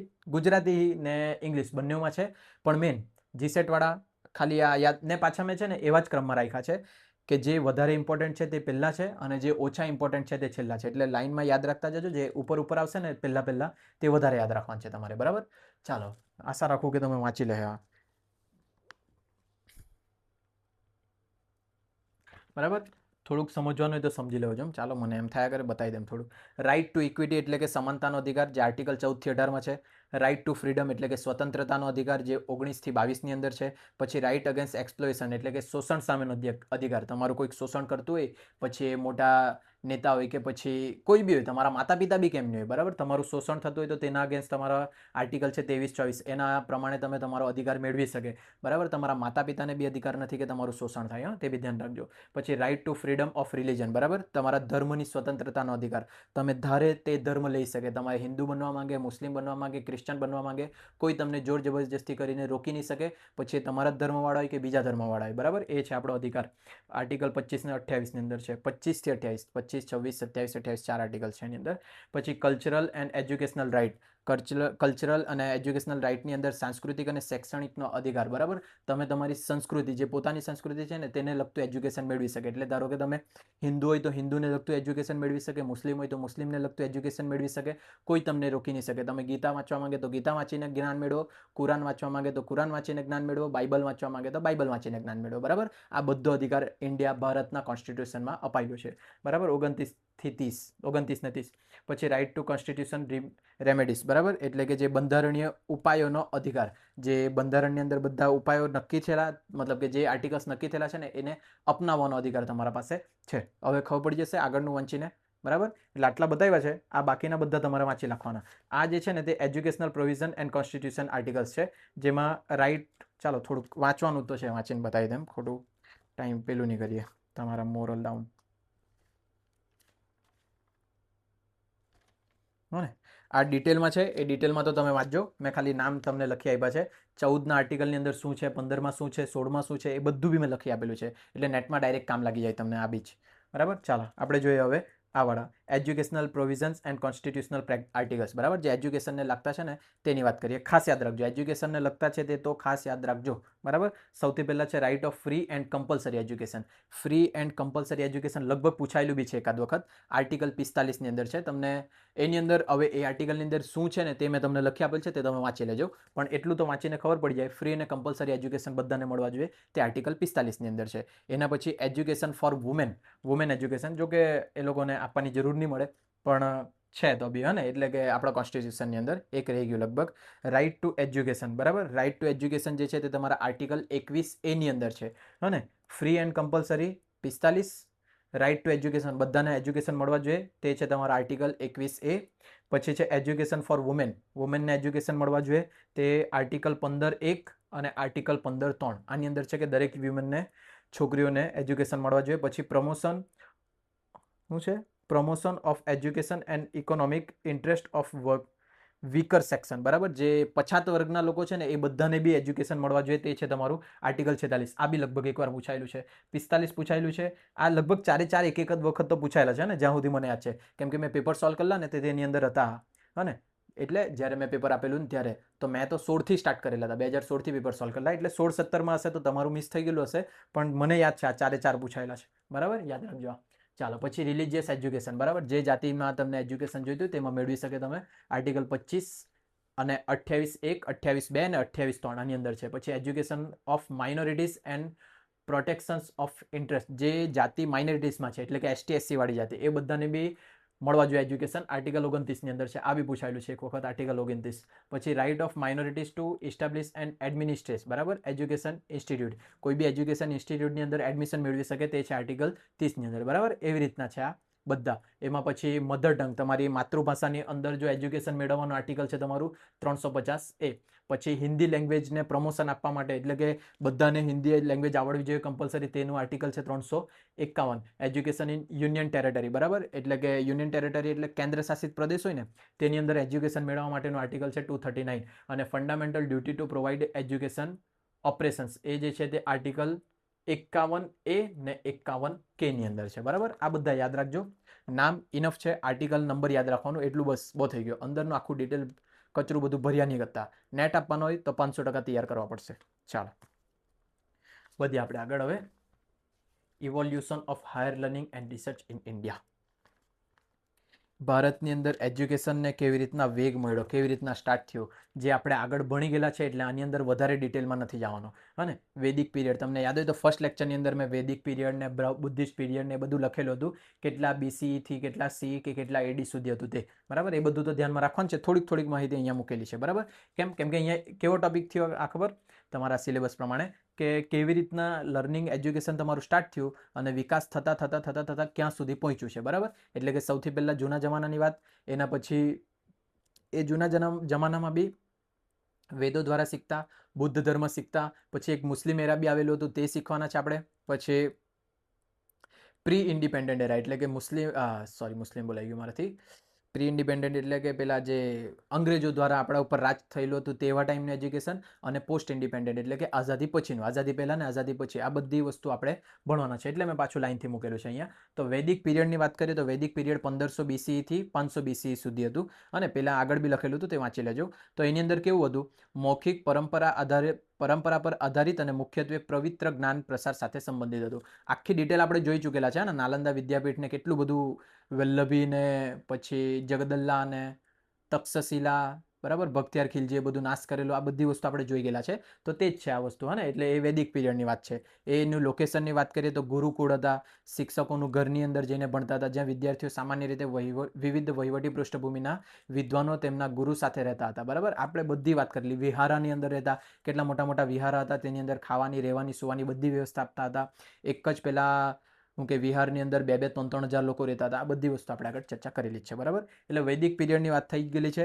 બુદ્ધિસ્ટ પીરિયડની વાત કરીએ તો વિદ્યાર્થીઓના નૈતિક, માનસિક અને શારીરિક વિકાસ પર આધારિત અને વિદ્યાર્થીઓને સંઘના નિયમોનું પાલન કરવામાં મદદ કરતું આ બુદ્ધિસ્ટ પીરિયડની અંદર એજ્યુકેશન જે આપતા તે. પછી બાળકના સંપૂર્ણ અને સર્વાંગી વિકાસને ટેકો આપવા માટે, જેમાં નૈતિક, બૌદ્ધિક, શારીરિક અને માનસિક પરિપક્વતાનો સમાવેશ થાય, બરાબર. આની અંદર આ બધી વસ્તુઓ સમાવેશ કરી લેતા બુદ્ધ ધર્મની અંદર પછી એજ્યુકેશન આપતા હતા. સિમ્પલ છે એટલે ફટાફટ જતા છે આપણે. પછી એના ફીચર્સની વાત કરીએ તો બધી જાતિઓ અને મઠના લોકોનો સમાવેશ કરતા એની અંદર, કોઈને બી બાકાત નહીં રાખતા, બરાબર. જાતિ, ધર્મને એવું બધું કંઈ છૂટું નહીં પાડતા, બધા એક સમાન સમજીને બધાને જ્ઞાન આપતા બુદ્ધિસ્ટ પીરિયડની અંદર. પછી જે 5મી સદી બીસીમાં શરૂ થયો હતો અને સૌ પ્રથમ ભગવાન બુદ્ધ દ્વારા શીખવવામાં આવેલો, બરાબર. બુદ્ધિસ્ટ પીરિયડ આપણને બધાને ખબર છે, સૌથી પહેલાં ભગવાન બુદ્ધ દ્વારા શીખવવામાં આવેલું, ને પછી એ ધીરે ધીરે આગળ વધ્યું હતું. એના પછી આવ્યું મુસ્લિમ એરા, બરાબર. મુસ્લિમ યુગ આવ્યું. તમારા મુસ્લિમ રાજ, જે આખા ભારતની અંદર મુસ્લિમોનું રાજ્ય આવી ચૂકેલું હતું ને, તે તમે જોયું બી હશે. એકાદ પેલી પિક્ચર છે ને, છાવા છે કદાચ, એ છાવાની અંદર શિવાજીના છોકરા છે ને, તેમનું બતાવેલું છે. એ કેવી રીતના એ લોકો પાછું જીતવાનો પ્રયત્ન કરતા હતા, ધીરે ધીરે સ્ટાર્ટ કરીને પછી બધાએ આખું મુસ્લિમોનું સામ્રાજ્ય પાછું હિન્દુ તરફ વાળેલું હતું. આવી બધી સ્ટોરીઓ છે, તે થોડુંક પ્રાચીન તમારું હિસ્ટ્રી જોઈ લેજો. એકાદ વખત મેં લેક્ચર કરાવવાનો છે અલગથી, હિસ્ટ્રીને લગતું બધું, ત્યારે મેં તમને કહેવા. ચાલો, આ જે મુસ્લિમ એરાની વાત છે ને, તે એ ટાઈમની વાત છે કે જ્યારે આખું સામ્રાજ્ય મુસ્લિમોનું હતું ત્યારની વાત. તો તેની વાત કરીએ તો સૌથી પહેલાં મૂળભૂત અને ઉદાર બંને દ્રષ્ટિકોણ ધરાવતા હતા એ લોકો. એમાં કુરાન અને સુન્નાહ, બરાબર. આવી રીતના એ લોકોના પુસ્તક હશે, સુન્ના અને કુરાન. આ જે છે ને, પયગંબર સાહેબના કથન અને પરંપરાઓ, આ બધા ઇસ્લામિક ગ્રંથો હતા, તેનું જ્ઞાન આપતા હતા, બરાબર. તેના આધારે જ્ઞાન અપાતું હતું. ક્યારે? મુસ્લિમ એરાની વચ્ચે. એટલે કે પહેલાં વૈદિક પીરિયડ આવ્યું, તે પૈતું પછી બુદ્ધિસ્ટ પીરિયડ આવ્યું, એનો અંત થયો, એના પછી મુસ્લિમ એરા આવ્યો. મુસ્લિમ એરા પછી અંગ્રેજોનો ટાઈમ આવ્યો. અંગ્રેજો પછી હવે અત્યારે ચાલતું છે જે છે તમને ખબર જ છે. પછી લિબરલ વ્યૂ એટલે કે ઉદાર દ્રષ્ટિકોણની વાત કરીએ તો માણસની આસપાસ ભૌતિક બ્રહ્માંડમાં અસ્તિત્વમાં રહેલી વાસ્તવિકતાના જ્ઞાનનો સમાવેશ કરતા, બરાબર. આસપાસ જે જ્ઞાન રહેલું છે ને, તે બધાની વાત કરતા એ લોકો. આ થઈ ગયું ટૂંકમાં બધી વાત. હવે મેઇન જે છે તે આ છે, પ્રી ઇન્ડિપેન્ડન્ટ અને પોસ્ટ ઇન્ડિપેન્ડન્ટ, જેમાંથી બહુ વધારે પડતા સવાલ પૂછાતા છે. ફૂલ ફોર્મ છે, વરસ છે, આ બધી વસ્તુ મોટે ભાગે આમાંથી ઘણી પૂછાતી છે.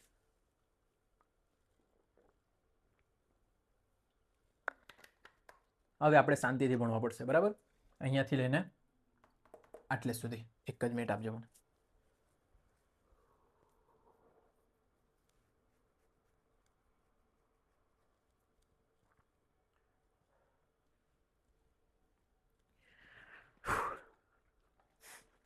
પેલા એક વાત કે દરરોજ જ્યારે મેં વિડીયો પોસ્ટ કરું ને, તો થોડાક જ સમયમાં, એટલે 1 કે 2 કલાકના અંતરમાં એક વ્યૂ આવે એના પર અને 1 લાઇક આવે. ખબર નહીં એ કયું સ્ટુડન્ટ કરતું છે, પણ બધા વિડીયોમાં 1 લાઇક તો પહેલાં આવી જ જતી છે.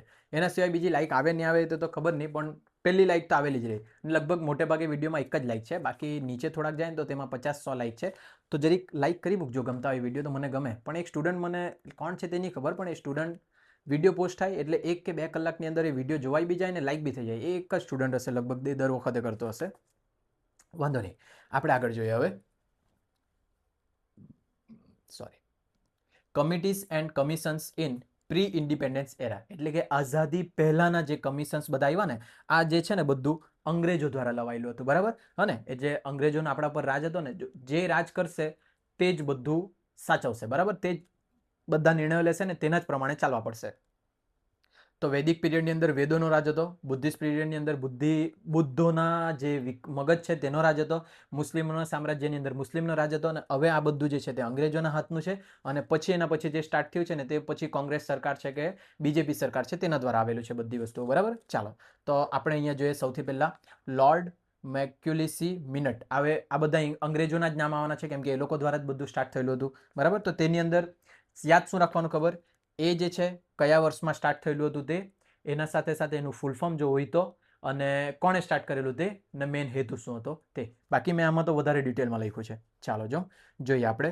સૌથી પહેલાં આપણે ઇન્ટ્રોડક્શનની વાત કરી મૂકીએ એમાં. તો બ્રિટિશ ભારતમાં આધુનિક શૈક્ષણિક વહીવટનો વિકાસ 19મી સદીથી લઈને 20મી સદીના મધ્ય સુધીના સરકારી મિનિટ્સ, ડિસ્પેચ, આયોગો અને ધારાકીય અધિનિયમોની શૃંખલા દ્વારા ઘડાયેલો હતો, બરાબર. ટૂંકમાં જે મેં તમને કીધું ને અંગ્રેજો દ્વારા ઘડાયેલું તે જ છે. બ્રિટિશ સરકાર દ્વારા બધું આ સ્ટાર્ટ થયેલું હતું. તો તેની અંદર જે સૌથી પહેલું છે તે લોર્ડ મેકોલેની મિનિટ્સ, બરાબર. વાંચતા હરકું નથી આવડતું પણ લોર્ડ મેકેલોની જ હશે મિનિટ, જે હતું 1835ની અંદર. વર્ષ બી યાદ રાખજો. હવે એની અંદરની વાત કરીએ તો મેકોલોએ અંગ્રેજીવાદીઓની તરફેણમાં અહેવાલ રજૂ કર્યો હતો કે ભારતીય શિક્ષણ પદ્ધતિ યુરોપિયન વિજ્ઞાન અને સાહિત્ય સમક્ષ નબળી છે, બરાબર. જે ભારતની એજ્યુકેશન પોલિસીસ છે ને, શિક્ષણ પદ્ધતિઓ જે છે તે યુરોપિયન વિજ્ઞાન અને સાહિત્ય સમક્ષ નબળી છે. આપણા એજ્યુકેશનને નબળું બતાવેલું હતું. કોણે? આ જે માણસ હતો તેણે. તે એના પરિણામે ઉચ્ચ વહીવટી અને ભદ્ર શાળાઓમાં અંગ્રેજી સત્તાવાર શિક્ષણનું માધ્યમ બન્યું. એટલે કે આણે કીધું કે આ બધું કાચું પોચું જે ભારતનું શિક્ષણ છે ને તેની અંદર આપણે ઇંગ્લિશ બી એડ કરવાનું છે એમ, બરાબર. એટલે કે અંગ્રેજી સત્તાવાર શિક્ષણ સ્ટાર્ટ કરનારા હતા આ ભાઈ. નહીં તો આપણે સંસ્કૃત ભણતા હતા આજે.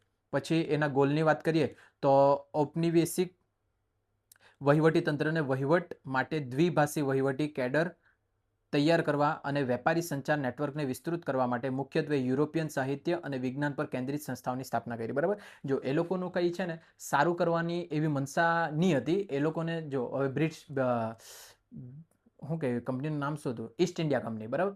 જે ઈસ્ટ ઇન્ડિયા કંપની ભારતની અંદર આવેલી ને તે લોકોએ વેપાર કરવાનો હતો બસ. અહીંયાથી સસ્તામાં માલ ખરીદીને, બરાબર, પોતાના દેશની અંદર લઈ જવાનું હતું. અને ત્યાંથી જે માલ અહીંયા આવતો છે ને તે મોંઘામાં વેચવાનું હતું. આવી રીતના બધું એ લોકોનું કામ હતું, બરાબર. તો એમાં એ લોકોને જે છે ને કોમ્યુનિકેશન માટે માણસો જોઈતા હતા કે જે લોકોને ઇંગ્લિશ બી આવડતું હોય ને ત્યાં ભારતની ભાષા બી આવડતી રહી. એટલે એ લોકો એ લોકોના સ્કૂલને, ત્યાં જે સ્કૂલ સ્થાપ્યા ને એની અંદર મોટે ભાગે બધા ઇંગ્લિશ એજ્યુકેશનનું નાખ્યું. કેમ કે ઇંગ્લિશ બધાને સામાન્ય રીતે અંગ્રેજોને ખબર પડી જતી હતી, બ્રિટિશ શાસકોને. એટલે એ લોકોને ઇંગ્લિશને આટલું બધું મહત્વ આપેલું. બીજી વસ્તુ, એ લોકોને જોઈતા હતા ગુલામ, બરાબર.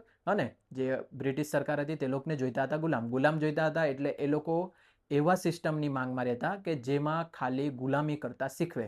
એટલે તમે જોજો આજના ટાઈમે બી થોડું ઘણું જોવા મળે. મતલબ કે થોડુંક નાબૂદ તો થઈ ગયું છે પણ તમે સ્કૂલની અંદર પહેલાં થોડાક ટાઈમ પહેલાં હતા ને તો જ્યારે તમારે પાણી પીવાનું હોય તો તમારા શિક્ષકને પૂછીને પરવાનગી લઈને પીવાનું, વોશરૂમ જવાનું હોય તો પરવાનગી લઈને જવાનું, જો ક્લાસની અંદર કંઈ બોલવાનું હોય તો શિક્ષકની પરવાનગી સાથે બોલવાનું. તમે તમારું કંઈ નહીં બોલી શકે. જે શિક્ષક છે તે જ મહત્વ સર્વોચ્ચ છે, મતલબ કે સૌથી ઉપર શિક્ષક જ છે. તો આ જે છે ને તે બ્રિટિશ ટાઈમનું એજ્યુકેશન છે. એ લોકોને ગુલામ જ જોઈતા હતા. એટલે છે ને એ લોકોએ કેવું એજ્યુકેશન સિસ્ટમ લાવ્યું કે જેવું અમે કહીએ ને તેવું જ તમારે કરવાનું. તમારે ક્વેશ્ચન નથી કરવાનું. તમારે બસ જે છે તે અમારા પ્રમાણે કરતું જવાનું છે. એવું જ આજે બી પાલન થતું હતું પણ ધીરે ધીરે સુધારો આવતો છે, બરાબર. એટલે બ્રિટિશના માટે આજે બધી વસ્તુઓ કેમ ને તેનાથી એ લોકોના માટે પોઝિટિવ ઇમેજ બનાવતા નહીં. કામ તો એ લોકોએ કર્યું છે પણ પોતાના સ્વાર્થ માટે કર્યું છે, બરાબર. ચાલો તો આગળ જોઈએ. તો એના પછી છે ડાઉનવર્ડ ફિલ્ટર થિયરી. હા ને, બહુ વધારે અંદર ડિટેલમાં લખ્યું નથી કેમ કે છે ને જીસેટના લેવલમાં એટલું બધું ઊંડાણમાં નહીં પૂછાય તમને, બરાબર. યર પૂછી લે, માણસ કોણ હતો તે પૂછી લે. ચાલો, ને આણે જે છે ઇંગ્લિશની શરૂઆત કરી લે એવું પૂછી શકે એ લોકો. પછી ડાઉનવર્ડ ફિલ્ટ્રેશન થિયરી, એ જે છે તે 1935ની અંદર આવેલી હતી. તેમાં શાળાઓમાં શિક્ષિત થયેલા ઉચ્ચ વર્ગના મર્યાદિત સમૂહ દ્વારા જ્ઞાન ધીમે ધીમે સામાન્ય જનતા સુધી જમે તેવી વ્યવસ્થા ગોઠવવામાં આવી, બરાબર. એટલે કે આની અંદર શું કર્યું હતું કે હવે જો ઇંગ્લિશ શીખવાડવા પડે તો બ્રિટિશ ગવર્મેન્ટના માણસ બોલાવવા પડશે. કેમ કે ભારતની અંદર તો કોઈને ઇંગ્લિશ આવડતું નહીં હતું તે ટાઈમે. તો તે ભારતની બહારથી જે લોકો આવ્યા ઇંગ્લિશ શીખવાડ્યું તો હવે એ લોકો મોંઘા પડવા લાગ્યા. સાંભળજો ત્યાંથી, સોરી, હમણાં જ ખાધું છે ને એટલે તો એ મોંઘા પડવા લાગ્યા. તો એ મોંઘા પડવા લાગ્યો તો એ લોકોની આગળની થિયરી શું આવ્યું ખબર? જે પેલો માણસ બોલાવેલો તેણે જેટલાને શીખવ્યું તે શીખેલા હવે ભણાવશે, બરાબર. એટલે તમે જોજો સ્કૂલની અંદર ભણે એ જ સ્કૂલની અંદર પાછા ટીચર બની જાય. અત્યારે બી એવું ચાલતું જ છે. હા ને, પણ આ વસ્તુ ખબર પડે અંગ્રેજોના ટાઈમે કેવી રીતના હતું. તો પહેલાં જે મોંઘા હતા તે ગયેલા ગયા, અને હવે આ જે બીજા અહીંયા ભારતમાંથી જ પાછા રાખ્યા ને તે લોકો સસ્તા પડે એમ કરીને લોકોએ નક્કી કર્યું. તો તમે એમ નહીં વિચારતા કે અંગ્રેજોએ તો કેટલું સારું કરી મૂકેલું છે એમ. ચાલો, એના પછી આગળ જોઈએ તો બજેટની મર્યાદાઓ અને વહીવટી કર્મચારીઓની જરૂરિયાતો સામે વ્યવહારુ ઉકેલ તરીકે લોર્ડ મેકોલ દ્વારા પ્રસ્તાવિત કરવામાં આવેલું. બરાબર, આ બી લોર્ડ મેકોલ દ્વારા જ હતું. એટલે આ બંને લોર્ડ મેકોલ દ્વારા જ હતું 1935ની અંદર. વર્ષ બી સેમ છે, કામ બી બધું એણે જ કરેલું હતું. અંગ્રેજી લાવ્યો, પછી અંગ્રેજી શીખવાડવા માટે જે માણસ લાવ્યો તેણે જેટલાને શીખવાડ્યું એક્સપર્ટ લોકો પાછા શીખવાડતા થયા. બરાબર, જે ભણ્યા તે ટીચર બની ગયા, એવું સમજો ને. પછી આગળ વાત કરીએ તો દત્તક લેવાના કારણો. બરાબર, દત્તક લેવાના વાત કરીએ તો તેમાં જસદણના વહીવટ અને વાણિજ્ય માટે જરૂરી ક્લાર્ક વર્ગ ઊભો કરવા તથા બ્રિટિશ નીતિઓ પ્રત્યે વફાદાર રહે તેવા શિક્ષિત મધ્યમ વર્ગ તૈયાર કરવા માટે આ નીતિ અપનાવાયેલી હતી. બરાબર, જે મેં તમને કીધું સ્ટાર્ટિંગમાં જ કે એ લોકોને જોઈએ જે એ લોકો માટે લડી શકે, એ લોકો માટે ઉત્પાદન કરી શકે અને એ લોકો માટે કામ કરી શકે. એટલે એ લોકોને જરૂર હતી ક્લાર્કની, સૈનિકની અને એક નવા ટીચરની. બરાબર, તેવી જ રીતના એ લોકોએ એજ્યુકેશન આપ્યું. એમાં એ લોકોને એવું કંઈ હતું નહીં કે આ માણસોનો વિકાસ થવા જોઈએ, આ માણસ લાઈફમાં સેટ થવા જોઈએ, એવું કંઈ નહીં. એ લોકોને જોઈતા હતા મજૂર, અને મજૂર તરીકેનું જ શિક્ષણ આપ્યું કે આપણને ભવિષ્યની અંદર મજૂર મળી શકે. બરાબર, ચાલો એના પછી જોઈએ વર્ડ્સ એજ્યુકેશન ડિસ્પેચ, જે હતું 1854ની અંદર. બરાબર, વર્ડ્સ બોલાઈ ગયું મારથી, વુડ્સ એજ્યુકેશન ડિસ્પેચ.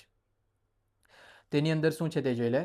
ભારતમાં અંગ્રેજી શિક્ષણનો મેગ્ના કાર્ડો તરીકે પણ વ્યાપકપણે ઓળખાય છે. Magna Carta of English education widely research India laying down અને કોમ્પ્રિહેન્સિવ ફ્રેમવર્ક ફોર વર્નેક્યુલરી. મેં આ યુનિટ તૈયાર નહીં કરેલું ને એટલે હમણાં ખબર પડ્યા કરે કે કેટલું કાચું પૂછ્યું છે. ચાલો, ભારતની અંદર જે છે ને અંગ્રેજી શિક્ષણનો મેગ્ના કાર્ટો તરીકે વ્યાપકપણે ઓળખાયેલું હતું, જેણે પ્રાદેશિક ભાષાની પ્રાથમિક શાળાઓ અને પશ્ચિમી ઢાંચાના ઉચ્ચ શિક્ષણ માટે વ્યાપક માળખું તૈયાર કરેલું. બરાબર, એટલે કે એજ્યુકેશન કેવી રીતના આપવાના છે ને અંગ્રેજીની અંદર તેનું માળખું તૈયાર કરેલું હતું આ વુડ્સ એજ્યુકેશન ડિસ્પેચની અંદર. તો એમાં મેન હજુ વસ્તુ જોઈએ તો તમામ વહીવટી પ્રાંતોમાં યુરોપિયન જ્ઞાન, કળા, ફિલસૂફી, વિજ્ઞાન અને સાહિત્યનો પ્રસાર કરવાનું. આનું કામ શું હતું ખબર? એ જે વહીવટી પ્રાંતો છે ને તેની અંદર યુરોપિયન જ્ઞાન, બરાબર, ભારતનું જ્ઞાન નહીં, યુરોપિયન જ્ઞાન, યુરોપિયન કળા, યુરોપિયન ફિલસૂફી અને એના ત્યાંનું વિજ્ઞાન અને સાહિત્ય, એ બધી વસ્તુઓ પસાર કરેલી. મતલબ કે એ જ બધી વસ્તુ બધાને ભણાવવાની છે એવું નક્કી થયેલું હતું આ વુડ્સ એજ્યુકેશન ડિસ્પેચની અંદર. બરાબર, પછી એની અંદર જે છે ને અંગ્રેજી અને પ્રાદેશિક ભાષાઓ બંનેનો ઉપયોગ કરીને દ્વિમાધ્યમ અભિગમ સૂચવેલો હતો. બરાબર, એટલે કે જે તમારા પ્રદેશની ભાષા છે તેમાં તો ભણવાનું જ, પણ સાથે સાથે ઇંગ્લિશમાં બી ભણવાનું. જે ઇતિહાસ, જે બ્રિટનનો ઇતિહાસ છે ને તે બધો, બરાબર, એ બધો ઇતિહાસ એ લોકો ભણાવવાના ભારતના નાગરિકોને. બરાબર, કામનું છે નહીં છે એનાથી કંઈ ફરક નહીં પડે, પણ એ લોકો ભવિષ્યમાં અંગ્રેજોને કામ લાગે એમ કરીને બધું સ્ટાર્ટ કરેલું. એના પછી છે આગળ the Indian education commission, hunter commission. બરાબર, હન્ટર કમિશન ઇમ્પોર્ટન્ટ છે. બરાબર, ઘણી વખત પૂછેલું જોયું છે મેં. આ જે હન્ટર કમિશન છે તે 1882માં સ્ટાર્ટ થયેલું હતું. તેને ધ ઇન્ડિયન એજ્યુકેશન કમિશન તરીકે બી ઓળખવામાં આવે. તેમાં મેઇન શું હતું તે જોઈએ આપણે. પ્રાથમિક શાળાના વહીવટનો વ્યાપ વધારીને તેને નવી રચાયેલી મ્યુનિસિપલ અને જિલ્લા બોર્ડની સત્તા હેઠળ સોંપવામાં આવેલી ભલામણ કરી. બરાબર, એટલે કે પ્રાથમિક શાળા માટે આ સ્ટાર્ટ થયેલું હતું. અને એની ખબર કેમ પેલું જોવા જ પડ્યા કરે કે સ્ટોરેજ ફૂલ નહીં થઈ, અને આગળ ફૂલ થઈ ગયેલી કે નહીં. એની અંદર જે છે ને નીચલા સ્તરની સરકારી સેવાઓ માટે લઘુત્તમ શૈક્ષણિક લાયકાત ધરાવતા સાક્ષર ઉમેદવારોને પ્રાથમિકતા આપવાનું સૂચવ્યું. બરાબર, એની અંદર એવું નક્કી કર્યું કે જે નીચલા સ્તરની સરકારી સેવાઓ માટે લઘુત્તમ શૈક્ષણિક લાયકાત ધરાવતી જે પ્રજાઓ છે ને, જે ઓછું ભણેલા છે તે લોકોના માટે વધારે સુવિધા લાવીએ એવું નક્કી થયેલું હતું આ હન્ટર કમિશનની અંદર. બરાબર, લાગે કેટલું સારું કરેલું છે એ લોકોએ. પછી ગ્રાન્ટ ઇન એડ પદ્ધતિ દ્વારા માધ્યમિક શૈક્ષણિક ક્ષેત્રે ખાનગી ભાગીદારીને પ્રોત્સાહન આપ્યું અને માધ્યમિક અભ્યાસક્રમને સાહિત્ય તથા વ્યવસાયિક એમ બે અલગ પ્રવાહોમાં વહેંચ્યા. બરાબર, એટલે કે છે ને આમાં એવું નક્કી થયું કે બધી વસ્તુ ગવર્મેન્ટના હાથમાં નહીં રહે. બરાબર, મતલબ રહેશે મેઇન સત્તા તો ગવર્મેન્ટના હાથમાં જ, પણ કામ કરવા માટે ખાનગી લોકોને બી જોડ્યું. એટલે એવું ટૂંકમાં એમ કેમ ને તો પહેલાં ગવર્મેન્ટ સ્કૂલ જ ચાલતી હતી, ધીરે ધીરે ખાનગી સ્કૂલ તરફ બી વેગ વધ્યો એમ. પણ એ જે છે ગવર્મેન્ટ સ્કૂલ તે બધી ગવર્મેન્ટ એટલે કે બ્રિટિશના હાથમાં હતી. એના પછી એ લોકોએ એવું નક્કી કર્યું કે બધું અમે જ કંટ્રોલ કરીએ, બધું અમે જ હેન્ડલ કરીએ, એના કરતાં બધી કંટ્રોલ અમારા પાસે રાખીએ, પણ જે કામ કરાવવાનું ને તે પ્રાઇવેટ લોકો પાસે કરાવવાનું. અત્યારે બી એવા ઉદાહરણ છે. મેન રેલવે જે છે ને તે સરકારને હસ્તક છે, પણ જે બધું કામ કરે ને તે બધા ખાનગી વ્યક્તિઓ કરતા રહે. બરાબર, એવી રીતના આજે ચાલતું આવેલું. અને રેલવે જે છે ને એ સૌથી મોટી ભેટ છે અંગ્રેજોની ભારતને. બરાબર, જો ભારત જ્યારે અંગ્રેજો હતા ને ત્યારે જેટલું મોટું રેલવે એ લોકો આપી દીધેલું હતું ને, પહેલું રેલવે લગભગ પુણે ના, મુંબઈથી પુણે કે થાણે આવી રીતના વચ્ચે સ્ટાર્ટ થયેલું હતું, પુણેથી મુંબઈના થાણે સુધી. અને તે અંગ્રેજો દ્વારા સ્ટાર્ટ કરેલું હતું. અને અંગ્રેજો દ્વારા જ રેલવેનો એટલો મોટો વિકાસ કરવામાં આવેલો ને કે આજે આપણે અંગ્રેજોને એ વસ્તુ માટે આભારી છે. પણ એ લોકોએ તમારા સેવા એટલે કે આપણા સેવા માટે નહીં કરેલું હતું. એ લોકોએ કેમ કરેલું ખબર? એક જગ્યાથી બીજી જગ્યાએ એ લોકોએ માલ ટ્રાન્સપોર્ટ કરવાનો ને તે ઇઝીલી થતું નહીં હતું. એટલે એ લોકો રેલવે લાવ્યા કે અમે અમારો માલ એક જગ્યાથી બીજી જગ્યાએ લઈ જઈને વેચી શકીએ. બરાબર? એ લોકોએ પોતાના સ્વાર્થમાં બી આપણા માટે બહુ ઘણું બધું ભલું કરી ગયેલા છે, જે તમારા 11-12ની ઇકોનોમિક્સની ચોપડીમાં બી આવે, વાંચજો, કોમર્સની પણ. એના પછી આવ્યું ધ ઇન્ડિયન યુનિવર્સિટી એક્ટ 1904ની અંદર. બરાબર? ઇન્ડિયન અંદર યુનિવર્સિટી એક્ટ આવેલું હતું 1904ની અંદર. પણ એમાં શું છે તે જોઈએ. 1902માં નિમાયેલ રાલે કમિશન. બરાબર? રાલે કમિશન કરીને જે 1902ની અંદર નિમાયેલું હતું ને, જેમાં ગુરુદાસ બેનર્જી અને સૈયદ હુસેન બિલગ્રામી જેવા ભારતીય સભ્યો પણ હતા. બરાબર? એટલે કે છે ને, જે પહેલાં છે ને બધા કમિશનમાં નિમાતા, મીન્સ કે કોઈ એક કમિટી બને, એ કમિટીની અંદર મોટે ભાગે અંગ્રેજો જોઈ, ભાગ્યે જ કોઈ ભારતના એની અંદર જોડે. તો 1902ની અંદર જે રાલે કમિશન હતી ને, તેની અંદર 2 ભારતીય બી હતા, ગુરુદાસ બેનર્જી અને સૈયદ હુસેન બિલગ્રામી. આ બંને એની અંદર સભ્ય બી હતા. તેમની ભલામણના આધારે લોર્ડ કર્ઝનના શાસનકાળમાં આ પસાર થયેલું હતું. શું? The Indian university act. બરાબર? 1904માં પસાર થયેલું. પણ યાદ રાખજો, 1902ની અંદર એક રાલે કમિશન કરીને કમિટી નિમાયેલી હતી. તેની અંદર 2 ભારતીય બી હતા, ગુરુદાસ બેનર્જી અને સૈયદ હુસેન બિલગ્રામી. આ લોકોએ બધાએ મળીને એક ભલામણ કરેલી હતી. એને ભલામણને સ્વીકારીને લોર્ડ કર્ઝનના શાસનની અંદર આ પસાર થયેલું યુનિવર્સિટી એક્ટ. યુનિવર્સિટી સેનેટ પર કડક સરકારી નિયંત્રણો લાદ્યા, કોલેજ સંલગ્નના માટેના ધોરણો કડક કર્યા અને શૈક્ષણિક સંચાલન માટે સત્તાવાર દેખરેખ રાખી. બરાબર? હવે એની અંદર યુનિવર્સિટી ગ્રાન્ટેડ તો કરી, પણ બધી યુનિવર્સિટી બધા કોલેજની ઉપર દેખરેખ રાખવાનું, એની અંદર કેવી રીતના કામકાજ થતું છે બધું મૂલ્યાંકન કરવાનું, એ બધી વસ્તુ બી હેન્ડલ કરી બ્રિટિશ સરકારે. બરાબર? આઈપી તો ખરી પરવાનગી, પણ છૂટછાટ નહીં આપી એટલી બધી. ચાલો, એના પછી આવ્યું the government of India resolution 1913ની અંદર. હજુ સુધી આઝાદી નથી મળી, હા, જોજો. એમ બી આઝાદી પહેલાંનું જ છે બધું. The government of India resolution 1913ની અંદર. જે ગવર્મેન્ટ ઓફ રિસોલ્યુશન 1913 મોડે કરવાનું આ બધાએ. એની અંદર શું છે તે જોઈએ. હિમાયતની વાત કરીએ ને, તેમાં શેની હિમાયત કરેલી હતી? ભારતીય નેતાઓ, ખાસ કરીને ગોપાલ કૃષ્ણ ગોખલે, ઓળખતા જશો તમે, જેમણે શાહી વિધાનસભા પરિષદમાં મફત અને ફરજિયાત પ્રાથમિક શિક્ષણની હિમાયત કરેલી. બરાબર? શેની અંદર મફતને એવું પૂછી શકે, સૌ પ્રથમ વખત મફતને પ્રાથમિક શિક્ષણ માટેની હિમાયત કોણે કરેલી? તો કોણે કરેલી? ગોપાલ કૃષ્ણ ગોખલે. ક્યાં કરેલી હતી? તો એક શાહી વિધાનસભા પરિષદની અંદર.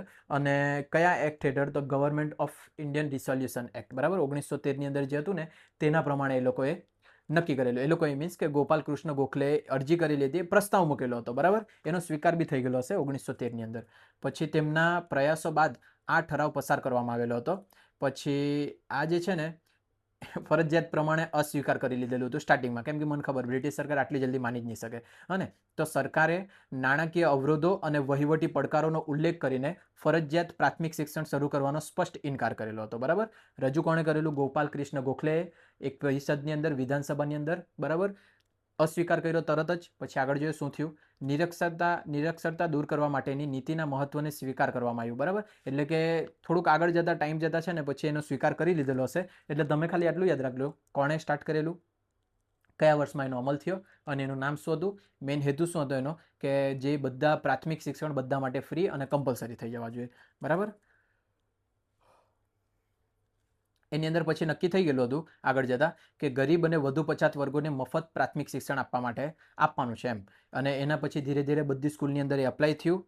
અને એમ કરી કરીને ધીરે ધીરે પછી હાયર એજ્યુકેશન નીતિઓ બી સ્થાપવામાં આવી. આ બધી વસ્તુ મેં છે ને લાઇનમાં લખી છે, કેવી રીતના વિકાસ થયો. પહેલાં ના પડાઈ, પછી હા પડી, પછી એની અંદર શું શું અપડેટ થયું, એ બધું લખેલું છે. પણ આટલું ડિટેલ કરતાં તમારે જે મેઇન વસ્તુ છે તે યાદ રાખી લેજો. જીસેટ પૂરતું, નેટ માટે વધારે એક્ઝામ્પલ તૈયાર રાખજો. પછી સેડલર કમિશનની વાત કરીએ. આ બી મોસ્ટ ટાઈમ બી છે ને, જેમાં તમારું અહીંયા એક હતું હન્ટર કમિશન, સેડલર કમિશન. આ જે મેં પૂછાયેલા જોયેલા છે ને, સાંભળેલા છે ને, તે તમને ટીક કરી આપતો છે. યાદ તો બધા જ રાખવાના છે. જે સેડલર કમિશન છે તેને કલકત્તા યુનિવર્સિટી કમિશન તરીકે બી ઓળખવામાં આવે, જે 1917ની અંદર આવેલું હતું. વર્ષ યાદ રાખજો. કલકત્તા યુનિવર્સિટી કમિશન તરીકે પણ ઓળખાય, મેં તમને અત્યારે જ કીધું. તેની સ્થાપના કલકત્તા યુનિવર્સિટીના વર્તમાન અને ભવિષ્યની શૈક્ષણિક પ્રણાલીની તપાસ કરવા માટે કરવામાં આવેલો. બરાબર? આની સ્થાપના છે ને કલકત્તાના યુનિવર્સિટીની ખાલી ચેકિંગ કરવા માટે જ કરેલું, બરાબર, એટલે કે સ્પેશિયલ બધા માટે નહીં કરેલું હતું, પણ આગળ જઈને એ બધા માટે થઈ ગયેલું હતું, બરાબર. એટલે તો આ કલકત્તાની અંદર સ્ટાર્ટ થયેલું, કલકત્તા માટે સ્ટાર્ટ થયેલું, ત્યાંની યુનિવર્સિટી માટે ને, એટલે એનું બીજું નામ કલકત્તા યુનિવર્સિટી કમિશન બી છે. મેઇન એનું નામ શું છે? સેડલર કમિશન, બરાબર, જે આખા ઇન્ડિયા માટે કર્યું હશે ત્યારે. તે જે છે ને યુનિવર્સિટીની અસરકારકતા, માધ્યમિક શિક્ષણ સાથેના જોડાણ અને ઇન્ટરમીડિયેટ બોર્ડની રચના સંબંધિત નીતિગત મુદ્દાઓ પર ધ્યાન કેન્દ્રિત કરતું હતું, બરાબર. પહેલાં તો એ ખાલી કલકત્તા માટે જ હતું, પણ ધીરે ધીરે આખા ઇન્ડિયા માટે સ્થપાઈ ગયેલું હતું 1917ની અંદર, બરાબર. થોડુંક પાણી પી લે, રેસ્ટ લઈ લે.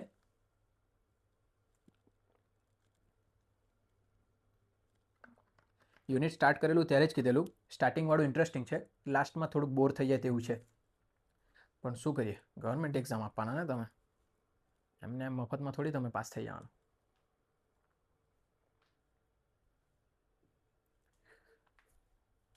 એક દિવસમાં 2 વિડીયો બહુ થાકી જવાય, બરાબર. અહીંયા મેં તમારા માટે સારા સારા મેસેજ લખ્યા છે. I hope you all like my hard work and videos, so please do me a favour, subscribe my channel and like all my videos, બરાબર. કરી મૂકજો જરીક, ગમતું હોય તો થોડુંક મને બી મોટિવેશન મળે. સબસ્ક્રાઇબ કરી લેજો ખાસ કરીને, અને જો તમે જેટલા વિડીયો લાઇક કરે ને તેટલું છે ને રીચમાં પહોંચે, એટલે વધારે લોકો જોઈએ એમ, તો સર્ચિંગમાં આવશે મારું. તો મહેરબાની કરીને આપણે વિડીયો બદલે ફટાફટ બધા લાઇક કરી મૂકજો. કોમેન્ટ તો મેં ઓફ જ રાખી છે. અહીંયા ઓલ ધ બેસ્ટ લખી મૂકેલું છે, મારી ગુડ વિશિસ તમારા સાથે છે. હા ને, જૂઠું જૂઠું નહીં લખ્યું છે, સાચું સાચું લખ્યું છે, એટલે પાસ થઈ જાય એવી આશા સાથે લખેલું છે. પાસ થઈ જાય, મેરિટમાં આવે તેવી આશા સાથે. બોલી બોલીને ગળું દુખી જાય. ચાલો આગળ જોઈએ. એના પછી ધ હાર્ટોગ કમિટી, જે હાર્ટોગ કમિટી છે 1929ની અંદર આવેલી હતી. તેનું ઇસ્ટાબ્લિશ સાયમન કમિશન દ્વારા સ્થાપિત અને ફિલિપ હાર્ટોગના અધ્યક્ષ પદે, મોસ્ટ ટાઈમ બી યાદ રાખવાનું, આ મેં સાંભળેલું છે, જેટલું સાંભળેલું આવતું છે ને મેં, મતલબ કે પેપર સોલ્યુશન વખતે તે બધા ટીકમાં કર્યા છે. આ જે ધ હાર્ટોગ કમિટી જે છે ને તે સાયમન કમિશન દ્વારા સ્થાપિત થયેલી હતી. ફિલિપ હાર્ટોગ જે છે તેના અધ્યક્ષ પદે, ત્યારે અધ્યક્ષ હતા, તેમના પ્રમાણે આ સ્થાપિત થયેલી હતી.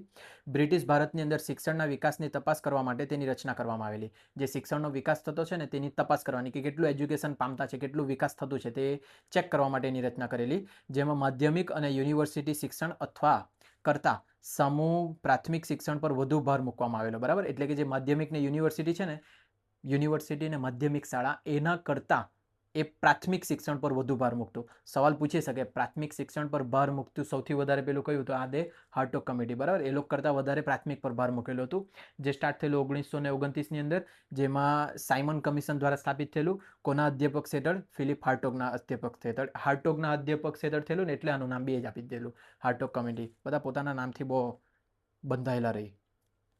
તેના મુખ્ય તારણની વાત કરીએ તો તેમાં નોંધવામાં આવ્યું હતું કે શાળાઓ અને કોલેજોની અવિરત વધતી સંખ્યાઓને કારણે શૈક્ષણિક ધોરણોમાં મોટો ઘટાડો થતો છે, બરાબર. એટલે કે જે શાળા અને કોલેજ છે ને એટલી વધતી જતી છે ને કે જે મેઇન બચવા જોઈએ ને ક્વોલિટી, તે બચતી નથી, પતી જતી છે, એવું એ લોકોનું માનવાનું હતું, બરાબર. ચાલો આગળ જોઈએ. એના પછી વર્ધન, આ બી ઇમ્પોર્ટન્ટ છે, વર્ધન સ્કીમ ઓફ બેઝિક એજ્યુકેશન, બરાબર. વર્ધન કે વર્ધા, પણ આ મેં સાંભળેલું છે ઘણી વખત, પેપરમાં 1-2 વખત જોયેલું બી છે, એટલે યાદ રાખી લેજો. ચાલો, Wardha scheme of basic education, જે 1937ની અંદર આવેલું હતું, જે મહાત્મા ગાંધી દ્વારા રાષ્ટ્રીય શિક્ષણ પર બોલવામાં આવેલી પરિષદ દ્વારા શરૂ કરાયેલું, બરાબર. યાદ રાખજો, આ ગાંધીજી આવી જાય એટલે તો ઇમ્પોર્ટન્ટ બની ગયું તમારું. અને મહાત્મા ગાંધી દ્વારા રાષ્ટ્રીય શિક્ષણ પર બોલવામાં આવેલી એક પરિષદ દ્વારા શરૂ કરાયેલું, અને ઝાકિર હુસેનની અધ્યક્ષતામાં ઠરાવ પસાર કરેલો, બરાબર. બંને નામ યાદ રાખજો. ગાંધીજીએ સ્પીચ આપેલી હતી, એની અંદરથી આ સ્ટાર્ટ થયેલું, અને ઝાકિર હુસેન અધ્યક્ષ હતા ને ત્યારે આ ઠરાવ પસાર થયેલો. શેનો? Wardha scheme of basic education 1937ની અંદર. એના મુખ્ય ઉદ્દેશો છે ને સ્કિલ ડેવલપમેન્ટ કરવાનું, પછી સાર્વત્રિક ફરજિયાત શિક્ષણ મેળ આપવાનું. આ બંને એના મુખ્ય હેતુ હતા. શું? કૌશલ્ય વિકાસ એટલે કે સ્કિલ ડેવલપમેન્ટ કરવાનું, અને યુનિવર્સલ કમ્પલસરી એજ્યુકેશન, સાર્વત્રિક ફરજિયાત શિક્ષણ. આ બે એના મેઇન હેતુ હતા, ઉદ્દેશ હતા. પછી આગળ છે સર્જન્ટ રિપોર્ટ, બરાબર. આ બી ઇમ્પોર્ટન્ટ, જો બધા જ વાંચવાના જ છે, પણ આ બધા જે છે ને ટીક માર્યા તે પૂછાઈ ચૂકેલા છે. પૂછાઈ ચૂકેલા હોય ને એટલે કોઈ વખત નહીં પૂછે એવું બી બની શકે, પણ છે ને પૂછાઈ ચૂકેલા હોય ને તો તેને એક સાથે મર્જ કરી દે, એટલે કે આ 4 આપી દેશે, બાજુમાં વર્ષ આપી દેશે, ને તમારે જોડકા જોડવા પડશે, બરાબર. એટલે કંઈ બી કરી શકે એ લોકો, તૈયાર બધું જ કરવાનું તમારે છે. આગળ જોઈએ સર્જન્ટ રિપોર્ટ, અથવા તો એનું બીજું નામ છે post war plan of education, 1944ની અંદર આવેલું હતું. કાં ગયું? હા, તો એની વાત કરીએ તો એમાં સેન્ટ્રલ એડવાઇઝરી બોર્ડ ઓફ એજ્યુકેશનના સલાહકાર સર જોન સર્જન્ટને આ યોજના બનાવેલી, બરાબર. એ સર જોન સર્જન્ટે બનાવેલું ને એટલે આનું નામ સર્જન્ટ રિપોર્ટ તરીકે નક્કી થયું છે. અને એ કઈ બોડીની હતા એટલે કે શેની અંદર હતા તે બી યાદ રાખજો, central advisory board of education, બરાબર. CCAD કે એવું કંઈક થતું છે એનું ફૂલ ફોર્મ, CAB, હા ને, CABE, બરાબર. આગળ જોયું CABE.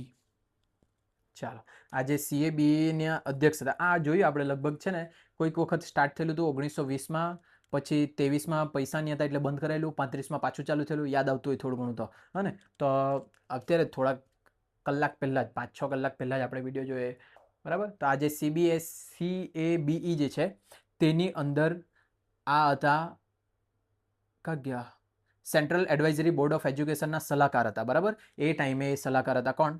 Sir John Sargent. અને એમના દ્વારા આ યોજના આવેલી હતી, તેને એટલે સર્જન્ટ રિપોર્ટ નામ આપી દીધેલું, જેનું બીજું નામ છે post war plan of education, જે 1944ની અંદર સ્ટાર્ટ કરેલું હતું. એમાં શું છે મેન તે જોઈ લે આપણે. આ યોજનાનો ઉદ્દેશ જે છે ને 6 વર્ષની ઉંમર સુધી પૂર્વ પ્રાથમિક શિક્ષણ અને 6 થી 14 વર્ષ સુધી મફત પ્રાથમિક સાર્વત્રિક શિક્ષણ આપવાનો હતો, બરાબર. અને એટલે કે 6 વર્ષ સુધી એટલે કે એજ્યુકેશન મળે ને તો 6 વર્ષ સુધી એજ્યુકેશન મળવા જોઈએ બધાને, અને જેની ઉંમર 6 વર્ષથી લઈને 14 વર્ષ સુધી હોય ને તેને બધાને મફત એજ્યુકેશન મળવા જોઈએ. તે સ્ટાર્ટ થયેલું હતું આની અંદર. કોના દ્વારા સ્ટાર્ટ કરાયેલું હતું? સર જોન સર્જન્ટ દ્વારા, એટલે જેનું નામ આપેલું હતું સર્જન્ટ રિપોર્ટ. ચાલો આગળ જોઈએ. તેમાં 6 વર્ષનું હાઈસ્કૂલ શિક્ષણ અને ત્યારબાદ 3 વર્ષનો યુનિવર્સિટીનો કોર્સ પણ સૂચવવામાં આવેલો, બરાબર. તેમાં 6 વર્ષનું હાઈસ્કૂલનું એજ્યુકેશનની સાથે સાથે 3 વર્ષનો યુનિવર્સિટી કોર્સ બી એની અંદર જ સૂચવવામાં આવેલું હતું. યાદ રાખવાનું બધું. હવે આપણે જોઈએ આ બાજુ પોસ્ટ ઇન્ડિપેન્ડન્ટ વાળા. આ થોડુંક સાફ કરી નાખો એટલે મેં અઢેલી શકું.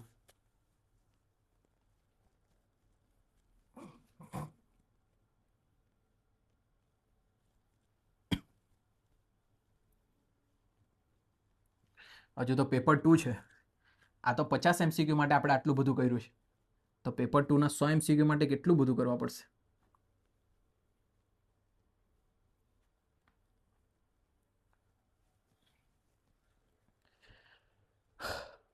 ચાલો જો હવે આપણે જોઈએ પોસ્ટ ઇન્ડિપેન્ડન્સ એજ્યુકેશનલ કમિશન, એટલે કે આઝાદી પછીના કયા કમિશન્સ આવ્યા તે. તો તેમાં છે સૌથી પહેલું યુનિવર્સિટી એજ્યુકેશન કમિશન 1948ની અંદર, બરાબર. આ બાજુ યુનિવર્સિટી હતું પણ એ પ્રી ઇન્ડિપેન્ડન્ટ વાળું હતું. આઝાદી પહેલાં બી યુનિવર્સિટીનું આવેલું હતું, આઝાદી પછી બી આવ્યું, તો એના વર્ષ બી યાદ રાખવા પડે, બરાબર. એટલે પ્રી ઇન્ડિપેન્ડન્ટ વાળું કયા વર્ષમાં આવેલું, પોસ્ટ વાળું કયામાં આવેલું, તે જોડકા જોડોમાં પૂછાઈ શકે, એ લોકો પૂછી શકે.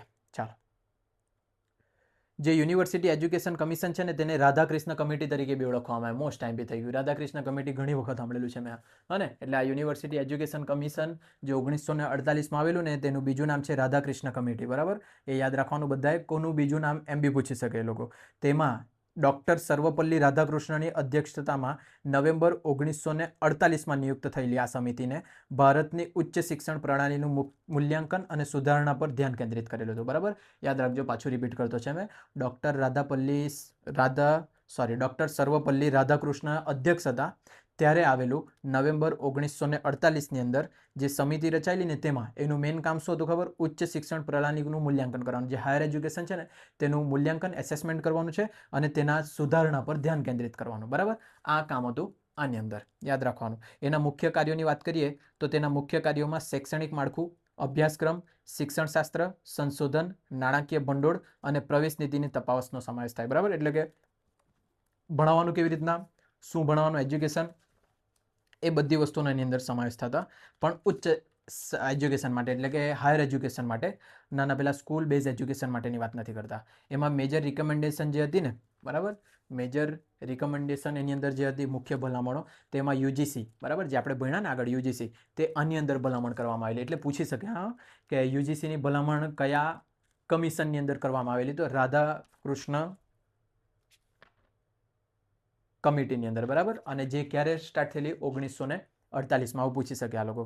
UGCની ભલામણ કરી, પછી બ્રોડિંગ સ્કૂલ એન્ડ પ્રી યુનિવર્સિટી એજ્યુકેશનની ભલામણ કરેલી એની અંદર, પછી એક્સટેન્ડેડ પ્રી યુનિવર્સિટી સ્ટડીઝની ભલામણ કરેલી. હવે એની અંદર શું છે ને તે વાંચી લેજો ડિટેલમાં. જેમ કે એક મેં બતાવું તમને, એક્સટેન્ડેડ પ્રી યુનિવર્સિટી સ્ટડીઝ જે ભલામણ કરેલી ને આની અંદર રાધાકૃષ્ણ કમિટીની અંદર, તેમાં એ લોકોનો ગોલ શું હતો ખબર? વિદ્યાર્થીઓ ઉચ્ચ શિક્ષણમાં પ્રવેશતા પહેલાં વધુ વ્યાપક પાયો પૂરો પાડવા માટે પૂર્વ યુનિવર્સિટીની શિક્ષણને 12 વર્ષ સુધી લંબાવવાનો પ્રસ્તાવ મૂકેલો, બરાબર. એટલે કે રાધાકૃષ્ણ કમિટીની અંદર જે ભલામણ કરેલી ને આ એક્સટેન્ડેડ પ્રી યુનિવર્સિટી સ્ટડી, કે તમે જ્યારે યુનિવર્સિટી કોલેજમાં એડમિશન લઈને તેના પહેલાં તમારે બેઝિક પાયાનું એજ્યુકેશન 12 વર્ષ સુધી મેળવવાનું, એવું આની અંદર નક્કી થયેલું, બરાબર. એટલે સિમ્પલ ગુજરાતીમાં વાંચે ને તો આવડી જાય તેવું છે, તો વધારે ગળું ખરાબ નથી કરવાનો, મેં થાકી ગયો છે હવે. એની અંદર પછી સ્ટેન્ડર્ડાઇઝ્ડ એન્ડ ડાયવર્સિટીની વાત કરેલી હતી, જેમાં યુનિફોર્મ એક્ઝામિનેશન સ્ટાન્ડર્ડ, પછી ડાયવર્સ હાયર એજ્યુકેશન સેટઅપ, આ બધી વસ્તુ આની અંદર ભલામણ કરવામાં આવેલી. પછી ટીચર મોટિવેશન, બરાબર, શિક્ષકને મોટિવેશન મળે તેનું બી સમાવેશ એની અંદર કરેલું. પછી આગળ આવ્યું આપણું મોડ્યુલર કમિશન, આગળ આવી ગયું હતું, લગભગ અહીંયા જ લખેલું હતું, મેં કીધેલું ડિટેલમાં આવશે એમ કરીને. ચાલો, તો આ મોડ્યુલર કમિશનની વાત કરીએ તો તેને સેકન્ડરી એજ્યુકેશન કમિશન તરીકે બી ઓળખવામાં આવે. 1952 ને 1953, 2 વર્ષ યાદ રાખજો, જોઈએ અંદર શું છે તે. માણસના નામ યાદ રાખી લેજો. જે મોડ્યુલર કમિશન જે છે ને તે ડૉક્ટર લક્ષ્મણ સ્વામી મુદલિયારની અધ્યક્ષતામાં 1952માં પ્રાથમિક શિક્ષણ પંચે 1953માં માધ્યમિક શિક્ષણના તમામ પાસાઓ માટે વ્યાપક ભલામણો સાથે પોતાનો અહેવાલ રજૂ કરેલો, બરાબર. 52-53 બંને વર્ષ યાદ રાખજો. શેના માટે? મોડ્યુલર કમિશનની અંદર. માણસ કોણ હતા? ડૉક્ટર લક્ષ્મણ સ્વામી મુદલિયાર, એમના અધ્યક્ષ હેઠળ સ્ટાર્ટ થયેલું હતું આ, બરાબર. એના સુધારાઓની વાત કરીએ તો એમાં હવે જેટલા બી આગળ જતા ગયા ને તે લોકો જૂના જે આવેલા ને તેના થોડાક સુધારો કરતા ગયેલા હતા. બોરિંગ છે, મને ખબર, કંટાળો આવતો છે તમને, પણ શું કરીએ, આપણે કમ્પ્લીટ બી તો કરવાનું છે. તમારે જીસેટ બી તો ક્વોલિફાય કરવાનું, પ્રોફેસર લાગીને તમારે લાખો પગાર બી તો લેવાનો છે, હા ને. ચાલો, એમાં ઉચ્ચતર માધ્યમિક પ્રણાલીની સ્થાપના અને બહુહેતુવાળી શાળાઓ શરૂ કરવામાં આવેલી, બરાબર. અને એટલે કે હાયર એજ્યુકેશન પ્રણાલીની શાળા, અને જે સ્કૂલની અંદર એકથી વધારે હેતુઓ હોય, ભણવા સિવાય બી કંઈ બીજી વસ્તુઓ એક્ટિવિટી બી થતી હોય ને, એવા હેતુઓ સાથે સ્ટાર્ટ કરાયેલી હતી શાળાઓ, એ આની અંદર મોડ્યુલર કમિશનની અંદર. પછી આગળ જોઈએ ને તો એના અભ્યાસક્રમ ને ભાષાની વાત કરીએ તો વૈવિધ્યસભર અભ્યાસક્રમનો પરિચય, જેવા કે નામાના મૂળ તત્વો, કલા અને ટેકનોલોજી, આ બધી જે એવા બધા સબ્જેક્ટ એની અંદર મૂકવામાં આવેલા, અને 3 ભાષાનું સૂત્ર રજૂ કરવામાં આવેલું હતું એની અંદર, હે ને. એટલે કે એજ્યુકેશન 3 ભાષાની અંદર મળશે તેની અંદર, આવું નક્કી થયેલું. એમાં ધ્યાન અને સુધારણાના ક્ષેત્રની વાત કરીએ તો શિક્ષણ અને વ્યવસાયિક માર્ગદર્શન પર મજબૂત ભાર મૂકવામાં આવેલો, સાથે જ શિક્ષણ પદ્ધતિઓ, પાઠ્યપુસ્તક, પરીક્ષા પ્રણાલીઓ અને શાળાની માળખાકીય સુવિધાઓ, જેમાં મકાન, પ્રયોગશાળા અને સાધનો, આ બધામાં સુધારો કરવાની વાત કરેલી હતી મોડ્યુલર કમિશનની અંદર. માણસનું નામ ડૉક્ટર લક્ષ્મણ સ્વામી મુદલિયાર, એમના અધ્યક્ષ હેઠળ સ્ટાર્ટ થયેલું 1952 ને 53ની અંદર, બરાબર. એના પછી છે હંસા મહેતા કમિટી, બરાબર, most MP. Hansa Mehta committee recommendation 1962. આ બધું કેમ મોસ્ટ એમપી ખબર? આ બધામાંથી પૂછાતા છે, અને આ કેમ પૂછે ખબર? આ છેલ્લે છે, છેલ્લે હોય ને એટલે પોયરા કંટાળી ગયેલા અને નહીં વાંચે ને એમ કરીને એ લોકો પાછા છેલ્લેથી સવાલ પૂછી પાડતા છે, બરાબર. એટલે તૈયારી ભરપૂર રાખજો. અને તો આ હંસા મહેતા કમિટી જે છે તે 1962 વર્ષ યાદ રાખજો. હંસા મહેતા સમિતિની ભલામણ 1962માં ભારતમાં મહિલા શિક્ષણમાં સુધારો લાવવાના હેતુથી કરવામાં આવેલી, બરાબર. મહિલાનું જે શિક્ષણ છે ને તેનું સુધારવા માટે આ લાવવામાં આવેલું હંસા મહેતા કમિટી, જેમાં પ્રાથમિક અને માધ્યમિક ધોરણોમાં છોકરાઓ અને છોકરીઓ બંને માટે એક સમાન અભ્યાસક્રમ ફરજિયાત બનાવવાનો છે.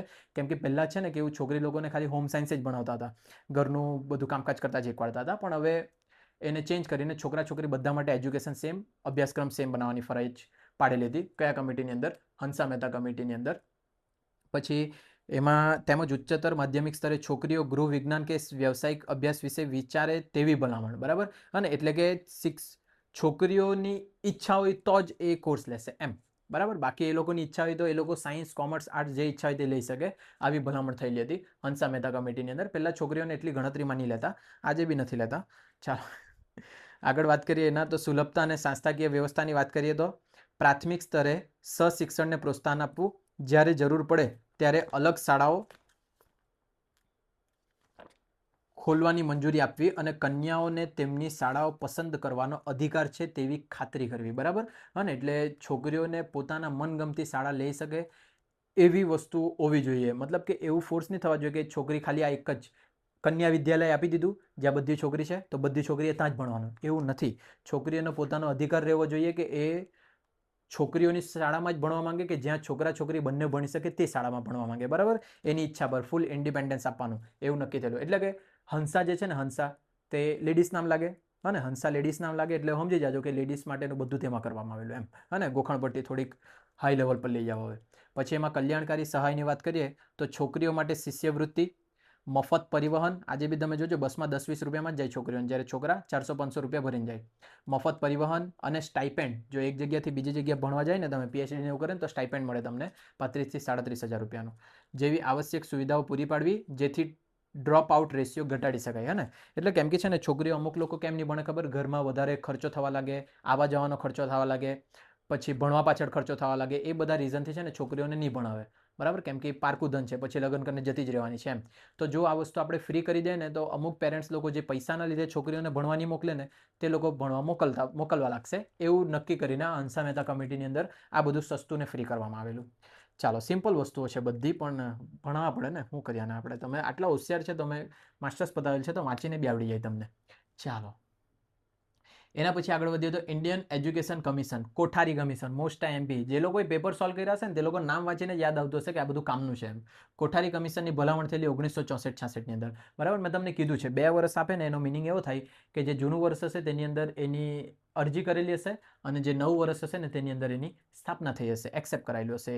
તો આ કોઠારી કમિશન જે છે ને, તે ભારતનું પહેલું વ્યાપક કમિશન હતું, જેણે પ્રાથમિક શિક્ષણથી લઈને ઉચ્ચ શિક્ષણ સુધીના તમામ સ્તરોમાં દેશની શિક્ષણ પ્રણાલીનો સમાવેશ કર્યો. જો અત્યાર સુધી કેવું હતું, એક જ મિનિટ,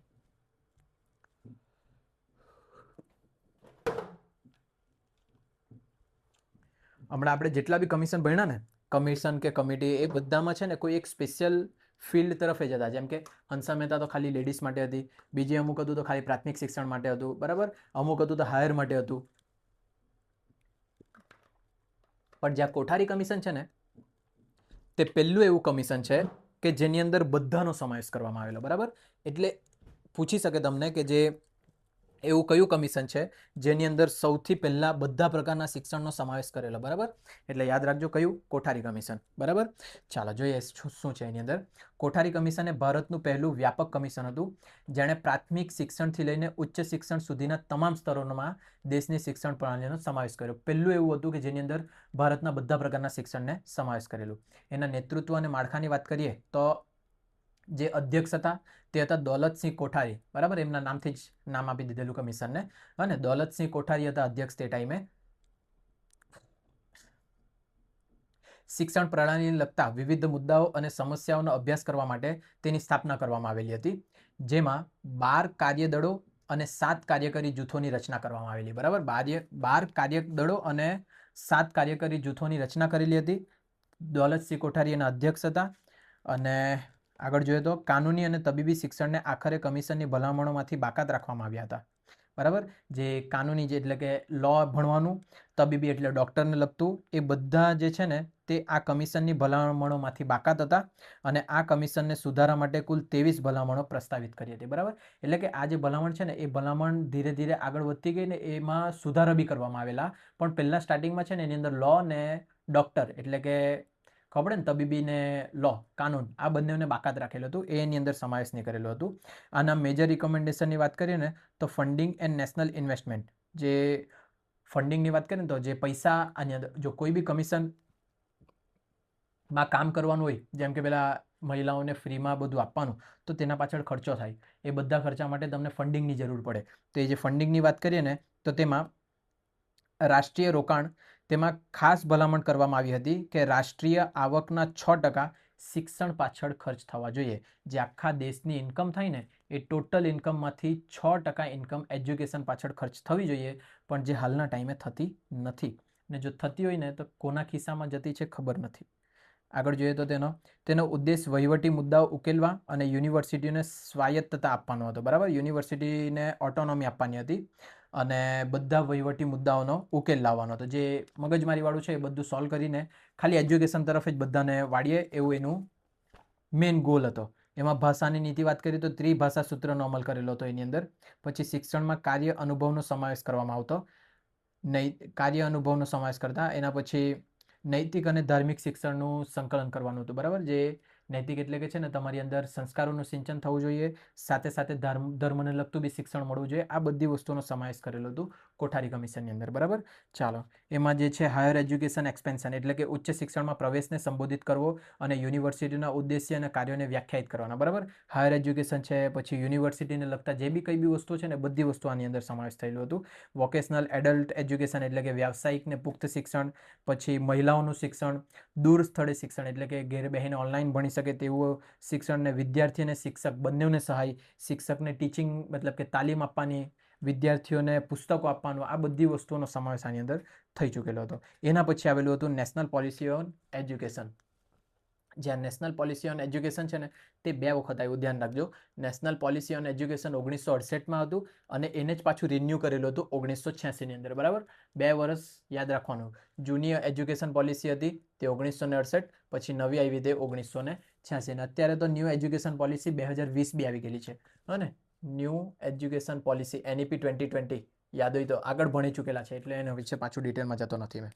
ચાલો, તો આજે નેશનલ પોલિસી એજ્યુકેશન 1968ની અંદર આવેલું રાષ્ટ્રીય શિક્ષણ નીતિ 1968, આ જે છે તે 1968માં રજૂ કરાયેલા શિક્ષણ પરની પ્રથમ નીતિ હતી, બરાબર. ફર્સ્ટ નીતિ અહીંયાથી સ્ટાર્ટ થયેલી હતી એજ્યુકેશન માટેની 1968થી, બરાબર.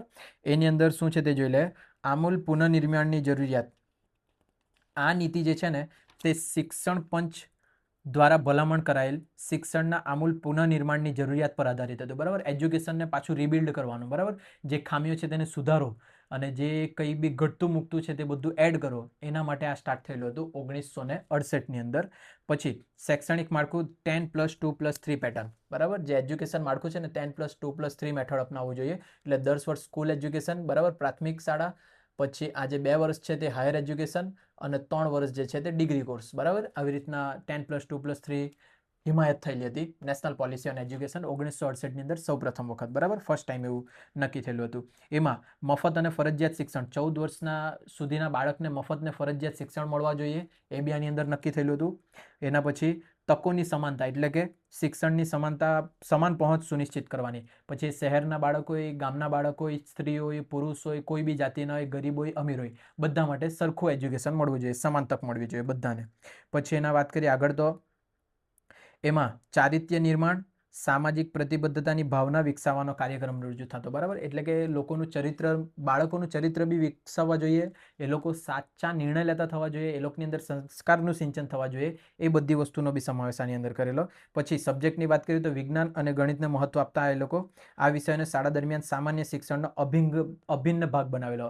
જે તમે જોતા હોય ને તો 10મા સુધી તમારું વિજ્ઞાન ને ગણિત આવતું ને આવતું જ, પછી તમે સાયન્સ, કોમર્સ, આર્ટ્સ લે ત્યારે એ બધા સબ્જેક્ટે તમારો પીછો છોડ્યો, બરાબર. એટલે કમ્પલસરી 2 સબ્જેક્ટ કરી દેવામાં આવેલા હતા તે આના લીધે, NPE 1968ના લીધે, બરાબર. ગણિત વિજ્ઞાન ભણવાનું જ કંઈ બી થાય એમ, બીજા તમે વિષયની અંદર પસંદગી કરી શકે. સ્કૂલ પ્રમાણે છે ને અમુક વિષયો હતા, કોઈ જગ્યાએ સંસ્કૃત રહેતું, કોઈ જગ્યાએ હિન્દી રહેતું, કોઈ જગ્યાએ કમ્પ્યુટર રહેતું, પણ વિજ્ઞાન ને ગણિત ઓલ ઓવર ઇન્ડિયા બધી જગ્યાએ રહેતું હતું, બરાબર. એટલે એવું નક્કી થયેલું હતું આ નેશનલ પોલિસી એજ્યુકેશનની અંદર. ચાલો, એના પછી આગળ જોઈએ પ્રતિભા અને ઓળખની વાત કરીએ તો પ્રારંભિક તબક્કે પ્રતિભાઓના સંપૂર્ણ વિકાસ માટે ઓળખવા અને તકો પૂરી પાડવા પર ભાર મૂકેલો હતો. પછી એની અંદર ચોક્કસ ક્ષેત્રની વાત કરીએ ને તો એગ્રીકલ્ચર એન્ડ ઇન્ડસ્ટ્રી, કૃષિ અને ઉદ્યોગની અંદર, પછી માધ્યમિક શિક્ષણ, યુનિવર્સિટી શિક્ષણ, પુસ્તકોનું ઉત્પાદન, આ બધી વસ્તુ એની અંદર સમાવેશ થતી હતી. ઘણું જ બધું ડિટેલમાં લખેલું છે, બધું વાંચજો, કેમ કે આ ઇમ્પોર્ટન્ટ છે, નેટની દ્રષ્ટિએ તો ખાસ ઇમ્પોર્ટન્ટ છે. જીસેટમાં બી આમાંથી સવાલ આવેલા છે ઘણી વખત, બરાબર. એટલે વધારે ડિટેલમાં લખ્યું છે, જેમાં શિક્ષકનું સશક્તિકરણ થવા જોઈએ, પરીક્ષાઓ યોગ્ય ટાઈમ ક્યારે લેવાની, કેટલા માર્ક્સની લેવાની, આ બધી વસ્તુઓનું પછી મૂલ્યાંકન કરવાનું, શિક્ષકોનું બી મૂલ્યાંકન, વિદ્યાર્થીઓનું બી મૂલ્યાંકન, આ બધી વસ્તુઓ. પછી પાર્ટ ટાઈમ અને પત્રવ્યવહાર અભ્યાસક્રમો, બરાબર. આ જે છે ને પાર્ટ ટાઈમ જોબ કરી શકે કે સ્કિલ ડેવલપ થઈ શકે, બધી વસ્તુ ટોટલી, જે કેટલા લોકો સાક્ષર છે, કેટલા ભણેલા ગણેલા છે, આ બધાનું પ્રમાણ નક્કી કરવું, એ પ્રમાણને ઉપર લઈ જવાનું, આવી બધી વસ્તુ આની અંદર સ્ટાર્ટ કરાયેલી હતી. એના પછી છે ને આવ્યું નેશનલ પોલિસી ઓન એજ્યુકેશન 1986. હવે એમાં શું થયેલું હશે, એને થોડું અપડેટ કર્યું હશે, બરાબર. જોઈએ આની અંદર શું છે તે. નેશનલ પોલિસી ઓન એજ્યુકેશન 1986 પહેલા 1985માં નીતિ દસ્તાવેજ શિક્ષણના પડકારો એક નીતિ પરિપ્રેક્ષ્ય દ્વારા બનાવવામાં આવી હતી, જેની સમગ્ર દેશમાં વ્યાપકપણે ચર્ચા કરવામાં આવી હતી અને પ્રાપ્ય સૂચનો NPE 1986માં સામેલ કરેલા, બરાબર. એટલે કે છે ને પહેલા 85ની અંદર નીતિ ઘડી, એ નીતિની અંદર બધું નક્કી થયું અને પછી જઈને 86ની અંદર એને લાગુ કરાયું, બરાબર. ધ્યાનમાં રાખજો, આ 85ની અંદર બધી નીતિઓ બનાવવામાં આવી ને 86ની અંદર લાગુ કરવામાં આવેલી.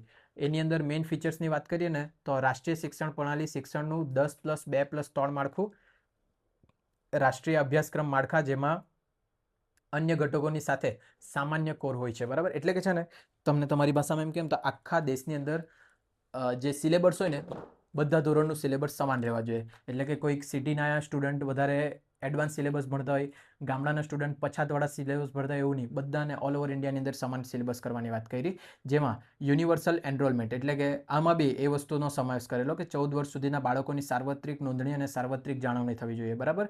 અને જેટલા બી બાળક છે ને વસ્તી ગણતરીમાં જે બાળકો નોંધીને જાય ને એ બધા બાળકો શાળાની અંદર નોંધાયેલા હોવા જ જોઈએ, ભણતા હોવા જ જોઈએ, એમ આવું થોડુંક અપડેટ કરી નાખવા. અને પહેલામાં બી એવું કરેલું હતું કે 14 વર્ષ સુધીના કમ્પલસરીને ફ્રી એજ્યુકેશન મળવા જોઈએ, પણ આની અંદર થોડુંક સ્ટ્રિક્ટ કરી નાખ્યું કે બધાની સ્કૂલની અંદર એડમિશન થયેલું હોવા જોઈએ. એટલે તમે જોજો ને ગામડાની સ્કૂલના જે શિક્ષકો હોય ને ઘરે ઘરે જઈને પૂછે કે તમારી ઘરની અંદર બાળક છે કે નહીં, એ લોકોની સ્કૂલ જબરજસ્તી લાવે, બરાબર. આ બધું આને કારણે અને કે આ ગવર્મેન્ટે પોલિસી નક્કી કરેલી છે એના કારણે એ લોકો બંધાયેલા છે ટીચર્સ બી. જેમાં ચાઇલ્ડ સેન્ટ્રક એપ્રોચ એટલે કે પહેલાં કેવું હતું શિક્ષક જ સર્વોચ્ચ હતા ને તેવું નહીં, આની અંદર નક્કી થયું કે બાળકોને કેન્દ્રમાં રાખીને ભણાવવાનું છે, જેવું બાળક હશે તેવા પ્રમાણે એજ્યુકેશન, શિક્ષક પ્રમાણે એજ્યુકેશન નહીં. એમાં મુખ્ય ભલામણીની વાત કરીએ તો elementary education on operation blackboard એટલે કે પ્રાથમિક શિક્ષણ અને ઓપરેશન બ્લેકબોર્ડ. એમાં શું હતું તે જોઈ લે. પ્રાથમિક શિક્ષણ અને ઓપરેશન બ્લેકબોર્ડની અંદર આ સ્કીમમાં 3 વાજબી રીતે મોટા ઓરડાઓનો ઉપલબ્ધ કરાવવાની પરિકલ્પના કરવામાં આવેલી, જેનો દરેક હવામાનના ઉપયોગ કરી શકાય અને બ્લેકબોર્ડ, નકશા, ચાર્ટ, રમકડા અને અન્ય જરૂરી શિક્ષણ સાધન ઓછામાં ઓછા 3 શિક્ષકો સાથે શાળા પુસ્તકાલય, બરાબર. એટલે કે છે ને એવું કેમ ને તમને એક ક્લાસની અંદર બોર્ડ બી રહેવા જોઈએ, નકશા બતાવવા માટે પેલા જે નકશા આવતા ને પહેલાં એવું થતું, હવે તો નહીં બતાવે, એમ લાંબા લાંબા નકશાઓ તેની અંદર ભારતની અંદર રાજ્ય ક્યાં ક્યાં છે તે બતાવવાનું, નદીઓ બતાવવા માટે, પછી જો કોઈ ફળ ને ફૂલ એવું બતાવતા હોય નાના બાળકને તો તે બધા ચિત્રો, એ બધી વસ્તુઓ રહેવા જોઈએ. અને એક ક્લાસની અંદર એક સાથે 3 શિક્ષકો હોવા જોઈએ, એમ આવી રીતના બધી ભલામણો કરેલી. પણ આવું બધું પ્રેક્ટિકલી કરવા જાય ને ત્યારે અશક્ય જેવું લાગે. એક ક્લાસની અંદર 3 શિક્ષકોને રાખવાના, આટલા શિક્ષકોની ભરતી કરવાના ક્યાંથી? પણ છે ને હજુ બી ગામડાની સ્કૂલો કે અમુક સ્કૂલોની અંદર છે ને એક ક્લાસમાં 2 શિક્ષકો હોય, એક ભણાવતો હોય અને બીજું ક્લાસ કંટ્રોલ કરતું હોય, બરાબર. જોયું હોય તો તમે. આપણે ટીચર્સ ડે આવવાનું છે સપ્ટેમ્બરની અંદર, ત્યારે તમારા શાળાની અંદર જે શિક્ષકો બનશે વિદ્યાર્થીઓ, તેમાં એક સાથે 2-2 3 જણ જાય, એક જણ ભણાવે, 2 જણ ક્લાસ કંટ્રોલ કરે, એવું પહેલાં થતું. એના પછી એની અંદર વિકલાંગોને એજ્યુકેશન આપવાનો એનો બી સમાવેશ કરાવેલો હતો. અને ઓપન યુનિવર્સિટી અને દૂરદર્શી શિક્ષણ એટલે કે જે લોકો યુનિવર્સિટી કે ક્લાસની અંદર જઈને નથી ભણી શકતા ને તે લોકો પોતાના ઘરે ઇન્ટરનેટના માધ્યમથી ભણી શકે એની બી ભલામણ આની અંદર કરેલી, જેના માટે ઇગ્નુની સ્થાપના થયેલી હતી, બરાબર. અને આ બધું છે ને કોંગ્રેસ સરકારના સમયે થયેલું હતું, તે બી ધ્યાન રાખજો, કેમ કે બીજેપી સરકાર આવી 2014ની અંદર, તો 2014 પહેલાં આ બધી વસ્તુઓ થઈ ચૂકેલી છે, બરાબર. તો 2014 પછીથી છે ને એને અપડેટ કરવામાં આવેલું છે, નવી પોલિસી બી લાવવામાં આવી, જે ધર્મેન્દ્ર પ્રધાનની આપણે વાત કરેલી ને સ્વયં પોર્ટલ ને એ બધું બીજેપી ગવર્મેન્ટ પછી આવ્યું છે, બરાબર. એટલે જેવી કન્ડિશન હતી, જેવી ગવર્મેન્ટ હતી તે પ્રમાણે પોતપોતાનું લાવતા જતા હતા તે લોકો. ચાલો એની અંદર વાત કરીએ તો D linking degrees from jobs એટલે કે છે ને નોકરીઓથી ડિગ્રીનું અલગીકરણ, નોકરીની યોગ્યતા માટે સ્વૈચ્છિક પરિણામો હાથ ધરવા માટે રાષ્ટ્રીય મૂલ્યાંકન સંસ્થા એટલે કે નેશનલ ઇવેલ્યુશન ઓર્ગેનાઇઝેશન પ્રસ્તાવિત કરેલું હતું, કે જેમાં એવા પ્રકારનું મૂલ્યાંકન થવા જોઈએ કે જેનાથી બાળક જે માણસ છે ભણેલો છે તે વિદ્યાર્થી છે ને કંપનીમાં એટલે કે કોઈ બી જગ્યાએ જોબ મેળવી શકે એવા પ્રકારનું મૂલ્યાંકન, એવા પ્રકારનું એજ્યુકેશન થવા જોઈએ, એટલે કે જોબ બેઝ એજ્યુકેશન મળવા જોઈએ બધાને. એના પછી શિક્ષણનું વ્યવસાયીકરણની વાત કરીએ તો 1995 સુધીમાં 10% અને 2000 સુધીમાં 25% ઉચ્ચ માધ્યમિક વિદ્યાર્થીઓને આવરી લેવા માટે વ્યવસાયિક અભ્યાસક્રમોનો પ્રસ્તાવિત કરેલું હતું, બરાબર. અને હાયર એજ્યુકેશનને એની વાત કરીએ તો એની અંદર સર્વાંગી સુધારા સૂચવેલા હાયર એજ્યુકેશનની અંદર, અને કોલેજો અને વિભાગોની સ્થાપનાને પ્રોત્સાહન આપેલું હતું. પછી ગામડાઓની અંદર સ્કૂલો, યુનિવર્સિટીઓ સ્થાપવા માટે ભલામણ કરેલી, ટેકનિકલ અને મેનેજમેન્ટ શિક્ષણ પૂરું કરવાની ભલામણ કરેલી. ટૂંકમાં આની અંદર શું ભલામણ હતી તે ખાસ જોઈ લેવાનું બધાએ, અને જે જૂના પેપરમાં પૂછાયેલું હોય ને 18 થી 25ની અંદર તે ખાસ ગોખી નાખવાનું, બરાબર. અને છેલ્લું ટોપિક છે આપણું જીસેટ પેપર 1નું છેલ્લું ટોપિક, બરાબર, યુનિટ 10નું evolution of higher learning and research in a post independent India, બરાબર. આઝાદી પછીના ઇન્ડિયાની અંદર હાયર એજ્યુકેશનનું મૂલ્યાંકન કઈ રીતના થતું તે, તો તેના માટે છે સૌથી પહેલાં POA પ્રોગ્રામ ઓફ એક્શન 1992 આગળ આવ્યું જ છે આપણું. એના પછી યશપાલ કમિટી રિપોર્ટ 2 વખત આવેલી, તે બી યાદ રાખજો, બંને ઇમ્પોર્ટન્ટ છે, એક 1993 બીજી 2009, ને NCF 2005 જોઈ લે અંદર 4-4માં શું છે તે 4-5 પાના છે ખાલી. ચાલો જો the programme of action POA જે છે ને તે 1992ની અંદર સ્ટાર્ટ થયેલું હતું, તે બી યાદ રાખજો વર્ષ. 1989માં સરકારે શિક્ષણ 1986ની રાષ્ટ્રીય નીતિની અસરકારકતાની સમીક્ષા કરવા આચાર્ય રામમૂર્તિની અધ્યક્ષમાં એક સમિતિની રચના કરેલી હતી, બરાબર. અને આ જે માણસનું નામ યાદ રાખજો, આચાર્ય રામમૂર્તિના અધ્યક્ષ હેઠળ આ સમિતિની રચના કરેલી હતી. સમિતિને પ્રબુદ્ધ અને માનવીય સમાજ તરફ નામનો અહેવાલ રજૂ કરેલો. બરાબર, એની અંદર છે ને એક અહેવાલ રજૂ કરેલો હતો જે ઇંગ્લિશમાં વાંચે ને તો ખબર પડે, towards and enlightened and human society. આ જે છે ને એક અહેવાલ નક્કી થયેલો હતો એની અંદર, સમિતિની અંદર જે સમિતિ રચાયેલી ને તે, જેને જનાર્દન રેડ્ડી સમિતિ તરીકે અથવા તો POA 1992 એના તરીકે બી ઓળખવામાં. બરાબર, જનાર્દન રેડ્ડી કમિટી, યાદ રાખજો, જનાર્દન રેડ્ડી કમિટી.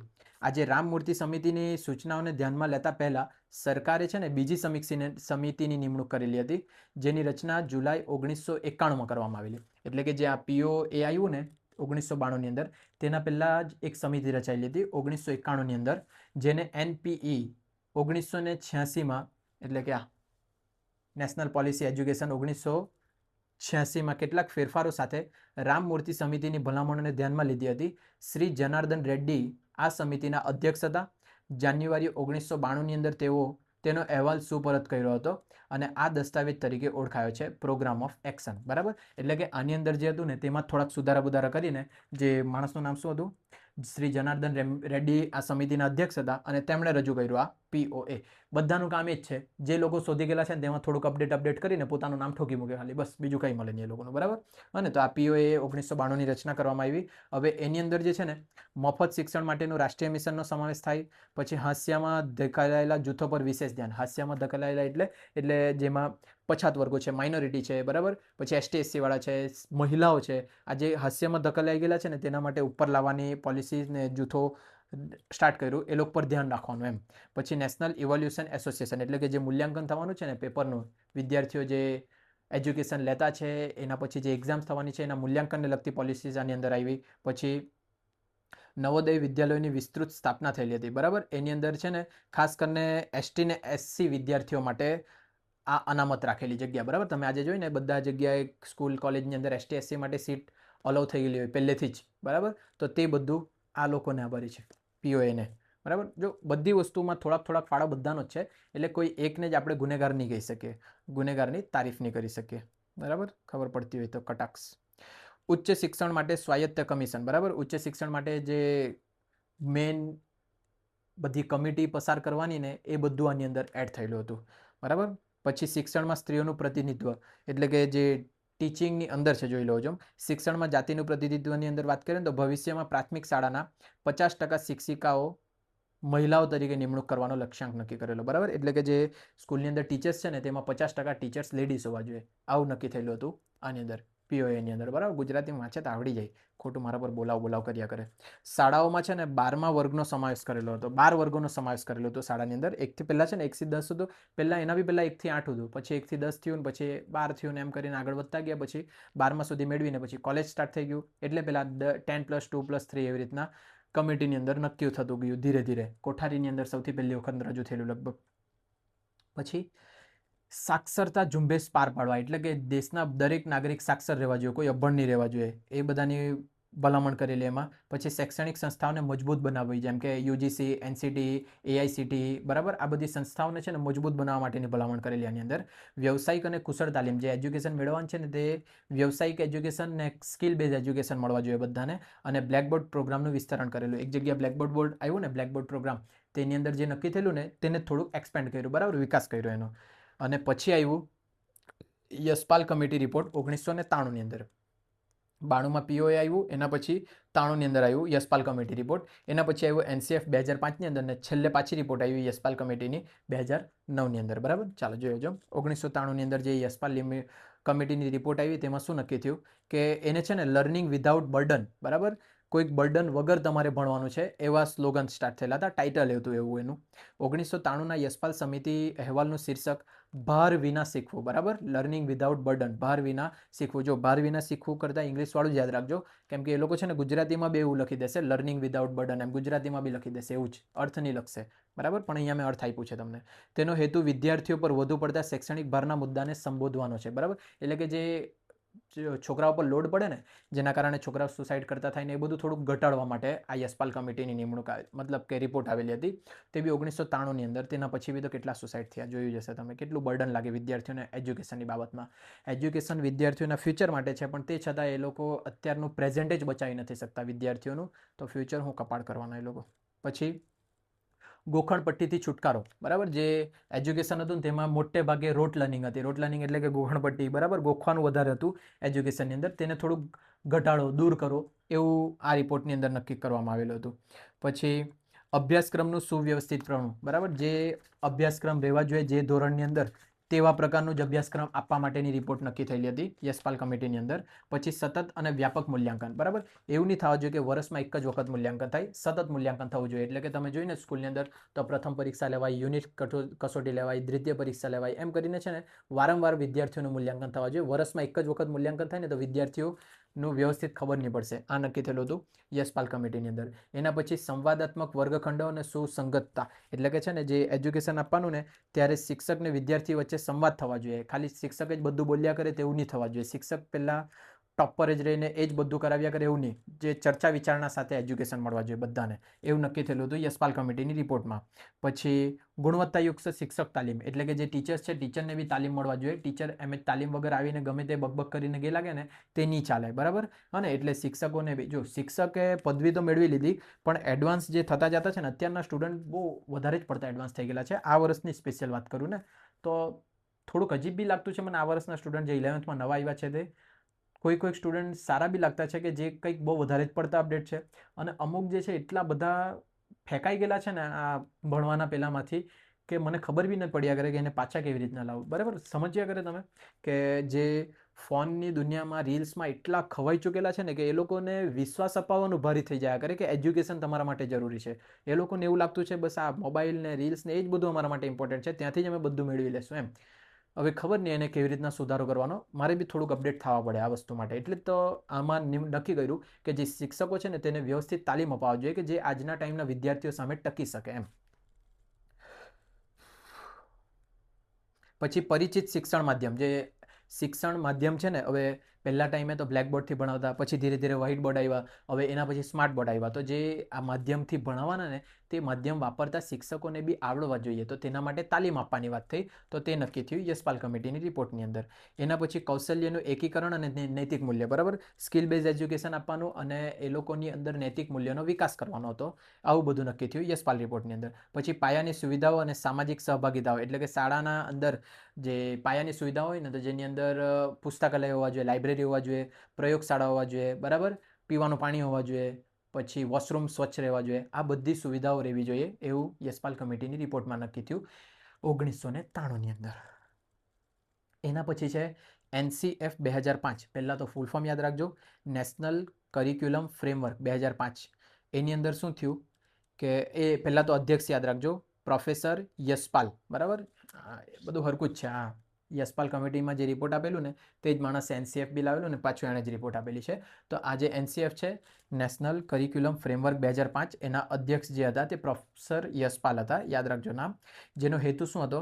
ભારતની શાળાઓ માટે અભ્યાસક્રમ, પાઠ્યપુસ્તકો અને શિક્ષણ પદ્ધતિઓ માટે માર્ગદર્શિકા તરીકે સેવા આપવાની હતી, બરાબર. ભારતની શાળાઓ માટે અભ્યાસક્રમ, પાઠ્યપુસ્તકો અને શિક્ષણ પદ્ધતિઓ માટે માર્ગદર્શિકા તરીકેની સેવા પૂરી પાડતું SCF. જેનો દસ્તાવેજોના વ્યાપની વાત કરીએ તો આ દસ્તાવેજ ભારતમાં શિક્ષણ માટેના માળખાની રૂપરેખા આપે, જેમાં અભ્યાસક્રમ શું રહેશે, શિક્ષણનું શાસ્ત્ર શું રહેશે, મૂલ્યાંકન કેવી રીતના થશે, શિક્ષક જેવા વિષયો આવરી લેવામાં આવેલા, બરાબર. એની અંદર બી એ જ સેમ વસ્તુ છે જે આની અંદર લાવેલા હતા, પણ થોડુંક એડવાન્સ લેવલે લાવેલા હતા. તો એ એડવાન્સ લેવલ વાંચવા ને તો આખી રિપોર્ટ વાંચવા પડે. એ આખી રિપોર્ટ તો કેટલી મોટી હોય, એ આખી રિપોર્ટ વાંચવા બેસે તો તમારો ખેલ જ પૂરો થઈ જાય. એટલે આપણે ખાલી મેન વસ્તુ યાદ રાખેલા આની: વરસ, માણસ, હેતુ. પછી એમાં ભાર વિનાનું શિક્ષણનો સમાવેશ કરવામાં આવ્યો. સમાન પ્રવેશ અને સમાવેશ, એટલે કે બધાને સ્કૂલની અંદર કે કોલેજની અંદર એડમિશન લેવા માટે સમાન તક મળવી જોઈએ. પછી ધર્મનિરપેક્ષ અને ન્યાયી મૂલ્યો હોવા જોઈએ, બરાબર. એટલે કે જાતિવાદ નહીં રહેવા જોઈએ કે હિન્દુને જ એડમિશન આપશું, મુસ્લિમને નહીં આપશું, કે મુસ્લિમને જ આપશું ને હિન્દુને નહીં આપશું, એવું બધું નહીં રહેવા જોઈએ એની અંદર. આ બધું નક્કી થયેલું NCF 2005ની અંદર. રાષ્ટ્રીય શિક્ષણ પ્રણાલીને મજબૂત બનાવવાની વાત થયેલી હતી. બાળકોનો સર્વાંગી વિકાસ, ખાલી ભણાવ્યા જ નહીં કરવાનું, બધી બાજુથી વિકાસ કરવાનો, જેમાં સ્પોર્ટ્સને લગતી પ્રવૃત્તિઓ, પછી બીજી વક્તૃત્વ સ્પર્ધાઓ, નિબંધ લેખન સ્પર્ધાઓ, આ બધી સ્પર્ધાઓનું આયોજન કરીને છે ને વિદ્યાર્થીઓનો સ્પોર્ટ ડે રાખતા. આ બધી વસ્તુમાં સર્વાંગી વિકાસ કરવાનો સમાવેશ થયેલો હતો NCF 2005ની અંદર. પછી બૌદ્ધિક સ્તરનો વિકાસ, બુદ્ધિનો વિકાસ થાય ને એવા થોડાક કોયડા ઉકેલવાળા સવાલ, ખાલી ગોખણપટ્ટીવાળું નહીં રહેવા જોઈએ, બીજી બધી વસ્તુઓનો બી સમાવેશ કર્યો એમાં. પછી પસંદગીયુક્ત શીખવાનું વાતાવરણ, કેવા વાતાવરણમાં બાળકને ભણવાનું ગમે ને તેવું વાતાવરણ પૂરું પાડવાનું. જેમ કે બહુ સ્ટ્રિક્ટ વાતાવરણ રહેશે ને તો છોકરાઓ ગભરાશે ને ગભરાયેલા પોયરાઓ ઓછું યાદ રાખે, એ બી યાદ રાખજો, બરાબર.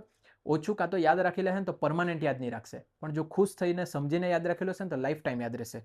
હા ને, ધ્યાન રાખજો. પછી સર્જનાત્મક અભિવ્યક્તિ, બરાબર. જે વિદ્યાર્થીઓ છે ને વિદ્યાર્થીઓનું સર્જન કરવાનું છે, એ લોકો કંઈક બનાવતા શીખે ને એ લોકો બી કંઈક બની શકે, એવી બધી ભલામણો આની અંદર કરેલી હતી. અને બહુ સાંસ્કૃતિક સંવેદનશીલતા, એટલે કે જુદા જુદા ધર્મ જાતિના લોકો આવતા છે તો એ બધાનું ધ્યાન રાખીને બધા એજ્યુકેશન આપવાનું, બરાબર.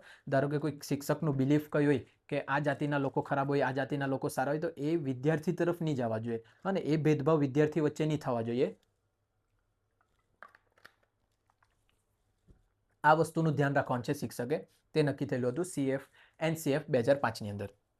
અને પછી આગળ જતાં છેલ્લી રિપોર્ટ આવી યશમાલ કમિટીની રિપોર્ટ હાયર એજ્યુકેશનની ઉપર 2009માં. એની અંદર શું થયું તે જોઈ લે. રિપોર્ટમાં એમ પણ કહેવામાં આવ્યું છે કે યુનિવર્સિટીના શિક્ષણના હેતુ માટે GRE જેવી કસોટી વિકસાવવી જરૂરી છે, બરાબર. GRE સ્ટાઇલની અંદર એ કેવી સ્ટાઇલ હોય તે મારે જોવા પડે.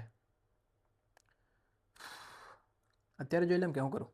નહીં, ચાલશે, ચાલો. GRE તમે સર્ચ કરજો ને, GRE સ્ટાઇલ ટેસ્ટ, બરાબર. એ શું હોય એમ કરીને ગૂગલ પર સર્ચ કરજો ને, એમાં બતાવશે તમને. કોઈક સામાન્ય જ વસ્તુ હશે, તેને જ નામ આપી દીધેલું હશે GRE. મતલબ આપણે જાણતા જ હશે પણ એને આવું કહેવાય ને એ ખબર નહીં હશે, એટલે સર્ચ કરશો એટલે યાદ આવી જશે. આ સમિતિની અંદર ભલામણ કરેલી હતી કે NCTE, AICTE, UGC અને અન્ય સંસ્થાઓને ઉચ્ચ શિક્ષણ અને સંશોધન માટે કમિશન દ્વારા બદલવામાં આવે એક 7 સભ્યોની સંસ્થા તૈયાર કરેલી, બરાબર. 7 સભ્યોની સંસ્થા તૈયાર કરેલી હતી જેમાં હાયર એજ્યુકેશન માટે બધા નિર્ણયો લેવાતા હતા. જેમાં ડીમ યુનિવર્સિટીઓનો દરજ્જો નાબૂદ અથવા રૂપાંતર કરવામાં આવેલો, એટલે કે અંતિમ અહેવાલમાં એવી ભલામણ કરવામાં આવી હતી કે ડીમ યુનિવર્સિટીનો દરજ્જો છોડી દેવો જોઈએ.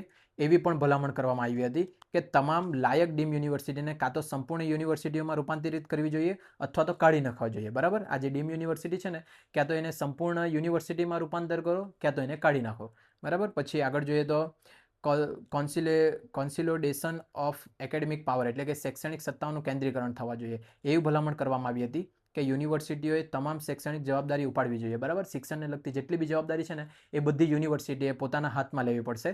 જે અન્ય નિયમનકારો જેમ કે bar council of India, medical council of India વગેરેના અધિકાર ક્ષેત્રને માત્ર વહીવટી બાબતો સુધી જ મર્યાદિત કરે છે, બરાબર.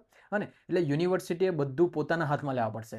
તમારે ગવર્મેન્ટ પર ડિપેન્ડેન્ટ નથી રહેવાનું. તમે યુનિવર્સિટી ખોલી છે ને તો તમે બી તમારી રીતના કંઈક નિર્ણય લેવો, બધી જવાબદારી તમારી છે, એમ એવું નક્કી થયેલું આ યશપાલ કમિટીની અંદર 2009માં.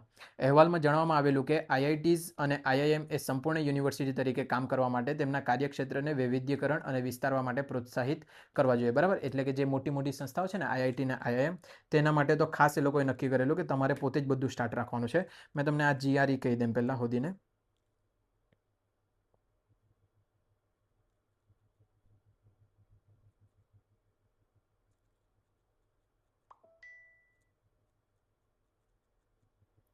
પાંચ મિનિટ જશે, ખાલી જોઈ લે, વાંધો નહીં. આટલું જોયું છે તો આમાં શું થવાનું?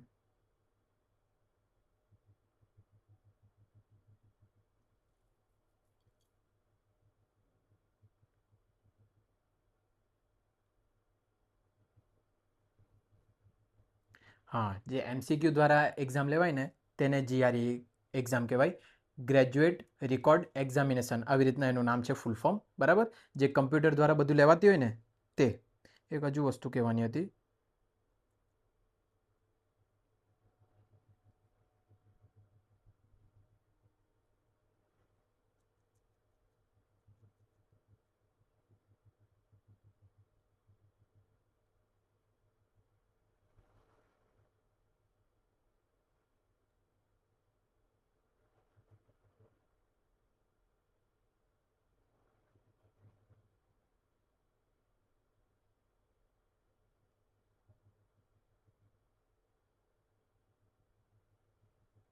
હા, ચાલો. ડીમ યુનિવર્સિટી શું હોય ને તે, બરાબર, મને યાદ નહીં આવતું હતું. આ જે ડીમ્ડ યુનિવર્સિટી છે ને તે કોઈક એક સંસ્થા જ છે, બરાબર. એ સંસ્થાને પોતાનો અધિકાર છે કે તમે પોતાના સિલેબસ નક્કી કરી શકે, પોતે ભણાવી શકે, પણ એ જે છે ને કોઈના હસ્તક નહીં આવે.